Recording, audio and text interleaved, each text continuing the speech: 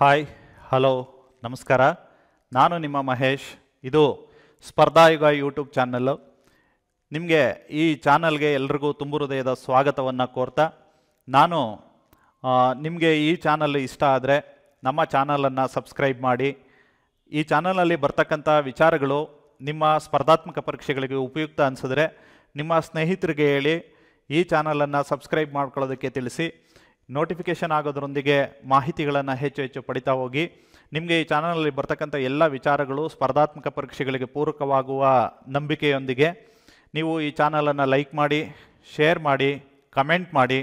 ಇಷ್ಟ ಆಗಿಲ್ಲ ಅಂದರೆ ಕಾರಣ ತಿಳಿಸ್ತಾ ನಿಮ್ಮ ಅನಿಸಿಕೆಯನ್ನು ವ್ಯಕ್ತಪಡಿಸಿ ಅಂತ ಹೇಳ್ತಾ, ಎಲ್ರಿಗೂ ಈ ದಿನ ನಾನು ಸ್ವಾಗತವನ್ನು ಕೋರ್ತಾ ನಿಮ್ಮ ಮುಂದೆ ಒಂದು ಅತ್ಯುತ್ತಮ ಟಾಪಿಕನ್ನು ತೆಗೆದುಕೊಂಡು ನಿಮ್ಮ ಮುಂದೆ ಬಂದು ನಿಂತಿದ್ದೇನೆ.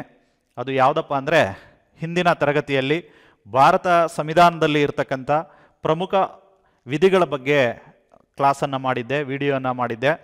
ಅದು ಉಪಯುಕ್ತ ಆಗಿದೆ ಅಂತ ತಿಳ್ಕೊಳ್ತಾ, ಈ ಒಂದು ಅವಧಿಯಲ್ಲಿ ನಿಮ್ಮ ಜೊತೆಯಲ್ಲಿ ನಾನು ಭಾರತ ಸಂವಿಧಾನದ ಅನುಸೂಚಿಗಳು ಅಥವಾ ಪರಿಶಿಷ್ಟಗಳು ಅಥವಾ ಅನುಬಂಧಗಳು ಅಥವಾ ಶೆಡ್ಯೂಲ್ಸ್ ಅಂತ ಕರೀತಕ್ಕಂಥ ಒಂದು ಟಾಪಿಕನ್ನು ತೆಗೆದುಕೊಂಡು ಬಂದಿದ್ದೇನೆ. ಈ ಒಂದು ಟಾಪಿಕ್ ಮೇಲೆ SDA, FDA, PSI, KS, PDO, PC ಇತರೆ ಪರೀಕ್ಷೆಗಳಲ್ಲಿ ಬಹಳಷ್ಟು ಪ್ರಶ್ನೆಗಳನ್ನು ಕೇಳಿರೋದನ್ನು ನಾವು ಕಾಣಬಹುದು. ನಾನು ನಿಮಗೆ ಈ ಟಾಪಿಕನ್ನು ಪ್ರಾರಂಭಿಸೋದಕ್ಕೆ ಮುಂಚೆ ಒಂದು ವಿಚಾರವನ್ನು ಹೇಳ್ತೇನೆ. ಜ್ಞಾನಕ್ಕಿಂತ ದೊಡ್ಡದು ಯಾವುದೂ ಇಲ್ಲ, ಪರಿಶ್ರಮಕ್ಕಿಂತ ದೊಡ್ಡದು ಯಾವುದೂ ಇಲ್ಲ. ನೀವು ನಂಬಿಕೆಯನ್ನು ಇಡಬೇಕಾದ್ರೆ ನಿಮ್ಮಲ್ಲಿ ನಂಬಿಕೆಯನ್ನು ಇಡಿ, ನಿಮ್ಮ ಜ್ಞಾನದ ಮೇಲೆ ನಂಬಿಕೆಯನ್ನು ಇಡಿ. ಯಾರು ನಿಮ್ಮನ್ನು ಈಗ ನಂಬ್ತಾ ಇರಲ್ವೋ, ನೀವು ಸಾಧಿಸಿದ ಮೇಲೆ ನಿಮ್ಮನ್ನು ಅವರು ನಂಬ್ತಾರೆ ಅಂತ ಹೇಳ್ತಾ, ಆ ನಂಬಿಕೆ ಬರಬೇಕು ಅಂದರೆ ನಿಮ್ಮ ಸತತ ಪರಿಶ್ರಮ ಮುಖ್ಯ ಆಗಿರುತ್ತೆ. ಹಾಗೆ ನೀವು ಪ್ರಯತ್ನ ಮಾಡ್ತಾ ಹೋದರೆ ಖಂಡಿತವಾಗಿ ನೀವು ಸ್ಪರ್ಧಾತ್ಮಕ ಪರೀಕ್ಷೆಗಳಲ್ಲಿ ಯಶಸ್ಸನ್ನು ಕಾಣ್ತೀರಾ ಅಂತ ಹೇಳ್ತಾ, ಈಗ ನನ್ನ ಒಂದು ಈ ದಿನದ ಟಾಪಿಕನ್ನು ಪ್ರಾರಂಭಿಸ್ತಾ ಇದ್ದೀನಿ. ಯಾವುದಪ್ಪ ಅಂತ ಅಂದರೆ, ಭಾರತ ಸಂವಿಧಾನದಲ್ಲಿ ಇರ್ತಕ್ಕಂಥ ಅನುಬಂಧಗಳು, ಅನುಸೂಚಿಗಳು ಅಥವಾ ಪರಿಶಿಷ್ಟಗಳು ಅಥವಾ ಶೆಡ್ಯೂಲ್ಸ್, ಈ 4ರಲ್ಲಿ ಯಾವುದೇ ಹೆಸರಿಂದ ಕರೆದರೂ ಕೂಡ ಒಂದೇ ಆಗಿರುತ್ತೆ. ನಿಮಗೆ ಈ ವಿಚಾರದ ಬಗ್ಗೆ ತಿಳಿಸ್ಕೊಡೋದಕ್ಕೆ ನಾನು ಖುಷಿ ಪಡ್ತಾ, ಮೊದಲನೇದಾಗಿ ಭಾರತ ಸಂವಿಧಾನ ಜಾರಿಗೆ ಬಂದಂತಹ ಸಂದರ್ಭದಲ್ಲಿ ಈ 8 ಅನುಸೂಚಿಗಳನ್ನು ಭಾರತ ಸಂವಿಧಾನದಲ್ಲಿ ಅಳವಡಿಸಲಾಗಿತ್ತು. ಏನು ಅನುಸೂಚಿಗಳು ಅಂತ ನೀವು ಕೇಳ್ಬೋದು, ಅಥವಾ ಪರಿಶಿಷ್ಟಗಳು ಅಂದರೆ ಏನು? ಅನುಸೂಚಿಗಳು ಅಂತಕ್ಕಂಥದ್ದು ಹಿಂದಿ ಪದ. ಅನುಸೂಚಿ ಅಂತ ಅಂದರೆ ನಾವು ಏನು ಅನುಬಂಧಗಳು ಅಂತ ಏನು ಕರಿತೀವಿ, ಅಥವಾ ಒಂದು ಸಪ್ರೇಟ್ ಲಿಸ್ಟ್ ಮಾಡಿರ್ತಕ್ಕಂಥದ್ದು. ಭಾರತ ಸಂವಿಧಾನದ ಒಳಗಡೆ ಇರತಕ್ಕಂಥ ವಿಧಿಗಳ ರೀತಿಯಲ್ಲ. ಈಗಾಗಲೇ ಭಾರತ ಸಂವಿಧಾನ ಜಗತ್ತಿನ ಅತಿ ದೊಡ್ಡ ಸಂವಿಧಾನ ಆಗಿದೆ. ಹಾಗಾಗಿ ಈ ಪರಿಶಿಷ್ಟಗಳಲ್ಲಿ ಸರ್ಕಾರದ ಒಂದಷ್ಟು ನಿಯಮಗಳನ್ನು ಪ್ರತ್ಯೇಕ ಪಟ್ಟಿ ಮಾಡಿ ಇಡಲಾಗಿದೆ. ಹಾಗಾದರೆ ನೀವು ಕೇಳ್ಬೋದು, ಸರ್ ಅನುಸೂಚಿಗಳು ಭಾರತ ಸಂವಿಧಾನದ ಒಂದು ಭಾಗವಲ್ಲವೇ ಅಂತ. ಖಂಡಿತ ಇದು ಒಂದು ಭಾಗ. ಆದರೆ ಆ ಭಾಗದಲ್ಲಿ ಏನಪ್ಪ ಅಂತಂದರೆ, ವಿಧಿಗಳಲ್ಲಿ ವಿವರಿಸಿರ್ತಕ್ಕಂಥ ವಿಚಾರಗಳನ್ನು ಬಿಟ್ಟು ಒಂದಷ್ಟು ವಿಷಯಗಳನ್ನು ಪಟ್ಟಿ ಮಾಡಿ, ಸಪರೇಟ್ ಪಟ್ಟಿ ಮಾಡಿ ನಿಮಗೆ ಇಟ್ಟಿರೋದನ್ನು ನಾವು ಕಾಣಬಹುದು. ಹಾಗಾದರೆ ಭಾರತ ಸಂವಿಧಾನದಲ್ಲಿ ಇಂತಹ ಪರಿಶಿಷ್ಟಗಳು ಎಷ್ಟಿದ್ವು? ಭಾರತ ಸಂವಿಧಾನ ಜಾರಿಗೆ ಬಂದಂಥ ಸಂದರ್ಭದಲ್ಲಿ 8 ಅನುಸೂಚಿಗಳಿದ್ವು. ನಂತರ ಅನೇಕ ತಿದ್ದುಪಡಿಗಳನ್ನು ಮಾಡಿ ಹಂತ ಹಂತವಾಗಿ 4 ಮತ್ತಷ್ಟು ಅನುಸೂಚಿಗಳನ್ನು ಈ ಪಟ್ಟಿಗೆ ಸೇರಿಸಿ ಪ್ರಸ್ತುತ ಈಗ ಒಟ್ಟು 12 ಅನುಸೂಚಿಗಳು ಭಾರತ ಸಂವಿಧಾನದಲ್ಲಿರೋದನ್ನು ಕಾಣಬಹುದು. ಯಾವ್ಯಾವಾಗ ಸೇರಿಸಿದ್ರು, ಯಾವ್ಯಾವ ತಿದ್ದುಪಡಿ ಮಾಡಿ 9, 10, 11, 12ನೇ ಅನುಸೂಚಿಗಳನ್ನು ಭಾರತ ಸಂವಿಧಾನಕ್ಕೆ ಸೇರಿಸಿದ್ರು ಅಂತ ನೀವು ಕೇಳಬಹುದು. ಭಾರತ ಸಂವಿಧಾನದ ಮೊದಲ ತಿದ್ದುಪಡಿಯ ಮೂಲಕ, 1ನೇ ಸಂವಿಧಾನ ತಿದ್ದುಪಡಿಯ ಮೂಲಕ 9ನೇ ಅನುಸೂಚಿಯನ್ನು ಭಾರತ ಸಂವಿಧಾನಕ್ಕೆ ಸೇರಿಸಿರೋದನ್ನು ನಾವು ಕಾಣಬಹುದು. ಆ 9ನೇ ಅನುಸೂಚಿಯಲ್ಲಿ ಭೂ ಸುಧಾರಣೆ ಕಾಯ್ದೆಯ ಬಗ್ಗೆ ಮಾಹಿತಿಯನ್ನು ಇರೋದನ್ನು ನಾವು ತಿಳ್ಕೋಬಹುದು. ಹಾಗೆಯೇ 52ನೇ ಸಂವಿಧಾನ ತಿದ್ದುಪಡಿ 1985ರಲ್ಲಿ ಸಂವಿಧಾನ ತಿದ್ದುಪಡಿ ಮಾಡೋದ್ರ ಮೂಲಕ 10ನೇ ಅನುಸೂಚಿ ಭಾರತ ಸಂವಿಧಾನಕ್ಕೆ ಸೇರಿಸಿರೋದನ್ನು ನಾವು ಕಾಣಬಹುದು. ಹಾಗೆಯೇ 1992ರಲ್ಲಿ 2 ತಿದ್ದುಪಡಿಗಳನ್ನು ಮಾಡೋದ್ರ ಮೂಲಕ 73 ಮತ್ತು 74ನೇ ಸಂವಿಧಾನ ತಿದ್ದುಪಡಿಯ ಮೂಲಕ ಭಾರತ ಸಂವಿಧಾನಕ್ಕೆ 11 ಮತ್ತು 12ನೇ ಅನುಸೂಚಿಗಳನ್ನು ಸೇರಿಸಿರೋದನ್ನು ನಾವು ಕಾಣಬಹುದು. ಹೀಗೆ ಪ್ರಸ್ತುತ ಭಾರತ ಸಂವಿಧಾನದಲ್ಲಿ 12 ಅನುಸೂಚಿಗಳಿದ್ದಾವೆ. ಈಗ ಸರ್, ಈ ಅನುಸೂಚಿಗಳನ್ನು ಸುಲಭವಾಗಿ ನೆನ್ಪಿಟ್ಕೊಳ್ಳೋದು ಹೇಗೆ ಸರ್ ಅಂತ ನೀವು ಕೇಳಬಹುದು. ಅದಕ್ಕೆ ನಾನೊಂದು ನಿಮಗೆ ಒಂದು ಟ್ರಿಕ್ಸನ್ನು ಹೇಳ್ಕೊಡ್ತೇನೆ. ಬಹಳ ಸುಲಭವಾಗಿ 1 ನಿಮಿಷದಲ್ಲಿ ಈ 12 ಅನುಸೂಚಿಗಳನ್ನು ಬಹಳ ಚೆನ್ನಾಗಿ ನೆನ್ಪಿಟ್ಕೋಬಹುದು. ಏನದು ಅಂತ ಅಂದರೆ tears of old P M ಅಂತ ಹೇಳಿ. ಏನು ಸರ್ ಇದು tears of old P M ಅಲ್ಲಿ ಹೇಗೆ ನೆನ್ಪಿಟ್ಕೊಳ್ಳೋಕೆ ಸಾಧ್ಯ ಅಂತ? ಈ tears of old P M ಅಂತಕ್ಕಂಥ ಒಂದು ಪದಗುಚ್ಛವನ್ನು ಪ್ರತಿ ಅಕ್ಷರ ಕೂಡ ಒಂದೊಂದು ಅನುಸೂಚಿಯ ಬಗ್ಗೆ ನಮಗೆ ಮಾಹಿತಿಯನ್ನು ನೀಡುತ್ತೆ. Tears of old P M ಅಂತಕ್ಕಂಥದ್ರಲ್ಲಿ ಟಿ ಅಂತಕ್ಕಂಥದ್ದು ಮೊದಲ ಅನುಸೂಚಿಯ ಬಗ್ಗೆ ಮಾಹಿತಿಯನ್ನು ನೀಡುತ್ತೆ. ಏನು ಟಿ ಅಂದರೆ ಟೆರಿಟರಿ ಅಂತ ಇದೆ. ಟೆರಿಟರಿ ಅಂದರೆ ಯಾವುದು? ರಾಜ್ಯ ಮತ್ತು ಕೇಂದ್ರಾಡಳಿತ ಪ್ರದೇಶಗಳ ಒಂದು ಹೆಸರು ಮತ್ತು ಟೆರಿಟರಿಯ ಬಗ್ಗೆ ಅಂದರೆ ವ್ಯಾಪ್ತಿಯ ಬಗ್ಗೆ ನಮಗೆ ತಿಳಿಸ್ಕೊಡ್ತಕ್ಕಂಥದ್ದು ಮೊದಲ ಅನುಸೂಚಿ. ಅಂದರೆ ಟಿ ಅಂದರೆ territory of the States union territories. ಇದು ಮೊದಲನೇ ಅನುಸೂಚಿನಲ್ಲಿ ಮಾಹಿತಿ ಸಿಗುತ್ತೆ. ಇನ್ನು ಟಿಯರ್ಸ್ ಅಲ್ಲಿ ಎರಡನೇದು ಇ ಅಂದರೆ ಇಮಾಲ್ಯುಮೆಂಟ್ಸ್ ಅಂದರೆ ವೇತನ, ಪಗಾರ, ಸ್ಯಾಲರಿ ಅಂತ ಅರ್ಥ ಕೊಡುತ್ತೆ. ಇದು ಎರಡನೇ ಅನುಸೂಚಿಯಲ್ಲಿ ಮಾಹಿತಿ ಇದೆ. ಇನ್ನು ಮೂರನೇದು ಎ ಅಂದರೆ ಅಫರ್ಮೇಷನ್ ಅಥವಾ ಓತ್ಸ್ ಅಂತ ಹೇಳ್ತೀವಿ. ಅಂದರೆ ಪ್ರತಿಜ್ಞಾವಿಧಿ. ಇದ್ರ ಬಗ್ಗೆ ಮೂರನೇ ಅನುಸೂಚಿ ನಮಗೆ ತಿಳಿಸ್ಕೊಡುತ್ತೆ. ಇನ್ನು ನಾಲ್ಕನೇ ಅನುಸೂಚಿ ಆರ್ ಅಂತ ಸೇರಿಸಿದೀವಿ. ಆರ್ ಅಂದರೆ ರಾಜ್ಯಸಭಾ. ರಾಜ್ಯಸಭೆಯಲ್ಲಿ ರಾಜ್ಯಗಳಿಗೆ ಮತ್ತು ಕೇಂದ್ರಾಡಳಿತ ಪ್ರದೇಶಗಳಿಗೆ ಇರ್ತಕ್ಕಂಥ ಸ್ಥಾನಗಳ ಬಗ್ಗೆ ತಿಳಿಸ್ಕೊಡ್ತಕ್ಕಂಥದ್ದು ನಾಲ್ಕನೇ ಅನುಸೂಚಿ. ಹಾಗಾಗಿ ಆರ್. ಟಿಯರ್ಸ್ ಅಲ್ಲಿ ಕೊನೆಯ ಅಕ್ಷರ ಎಸ್ ಅಂದರೆ ಏನು? Scheduled areas. ಅಂದರೆ ಶೆಡ್ಯೂಲ್ಡ್ ಏರಿಯಾಸ್ ಅಂದರೆ ಅನುಸೂಚಿತ ಪ್ರದೇಶ ಅಂತ ಹೇಳಿ. ಅದ್ರ ಬಗ್ಗೆ ಮಾಹಿತಿಯನ್ನು 5ನೇ ಅನುಸೂಚಿ ನೀಡುತ್ತೆ. ಇನ್ನು ಓ ಅಂದರೆ ಅದರ್ ಶೆಡ್ಯೂಲ್ಡ್ ಏರಿಯಾಸ್. ಇದು 6ನೇ ಅನುಸೂಚಿಯಲ್ಲಿ ಮಾಹಿತಿ ಇದೆ. ಅಂದರೆ ಇತರೆ ಬುಡಕಟ್ಟು ಪ್ರದೇಶಗಳು ಅಂತಕ್ಕಂಥದ್ದು. ಎಫ್ ಅಂದರೆ ಫೆಡ್ರಲ್ ಪ್ರಾವಿಷನ್ಸ್ ಅಂತ ಹೇಳ್ತೀವಿ. ಅಂದರೆ ಇದು ಭಾರತ ಅಂತಕ್ಕಂಥದ್ದು ಒಂದು ಯೂನಿಯನ್ ಆಫ್ ಸ್ಟೇಟ್ಸ್. ಅಂದರೆ ಇಲ್ಲಿ ಅಧಿಕಾರಗಳ ಹಂಚಿಕೆಯಾಗಿದೆ. ಅಧಿಕಾರಗಳನ್ನು ಹಂಚಿಕೆ ಮಾಡೋದಕ್ಕೆ 3 ಪಟ್ಟಿಗಳನ್ನು ಮಾಡಿದ್ದಾರೆ. ಅದರ ಮಾಹಿತಿ ಎಲ್ಲಿ ಸಿಗುತ್ತೆ? ನಮಗೆ 7ನೇ ಅನುಸೂಚಿಯಲ್ಲಿ ಅದರ ಮಾಹಿತಿ ಸಿಗುತ್ತೆ. ಇನ್ನು 8ನೇ ಅನುಸೂಚಿಯನ್ನು ಸೂಚಿಸ್ತಕ್ಕಂಥದ್ದು ಅಫಿಷಿಯಲ್ ಲ್ಯಾಂಗ್ವೇಜಸ್ ಅಂತ ಹೇಳಿ ಕರಿತೀವಿ. ಇಲ್ಲಿ ಒಂದು ಅಧಿಕೃತ ಭಾಷೆಗಳ ಪಟ್ಟಿಯನ್ನು ಕಾಣಬಹುದು 8ನೇ ಅನುಸೂಚಿಯಲ್ಲಿ. ಇನ್ನು 9ನೇ ಅನುಸೂಚಿಯನ್ನು ಸೂಚಿಸ್ತಕ್ಕಂಥದ್ದು ಎಲ್ ಅಂದರೆ ಲ್ಯಾಂಡ್ ರಿಫಾರ್ಮ್ಸ್ ಅಂತ ಹೇಳಿ ಕರಿತೀವಿ. ಭೂ ಸುಧಾರಣೆಯ ಬಗ್ಗೆ ಮಾಹಿತಿಯನ್ನು ಸಿಗುತ್ತೆ. ಇನ್ನು 10ನೇ ಅನುಸೂಚಿಯನ್ನ ಡಿ ಅಕ್ಷರ ತಿಳಿಸ್ತಾ ಇದೆ. ಏನು ಡಿ ಅಂದರೆ ಡಿಫೆಕ್ಷನ್ ಅಂತ ಹೇಳ್ತೀವಿ. ಅಂದರೆ ಪಕ್ಷಾಂತರದ ಬಗ್ಗೆ ತಿಳಿಸ್ಕೊಡ್ತಕ್ಕಂಥದ್ದು.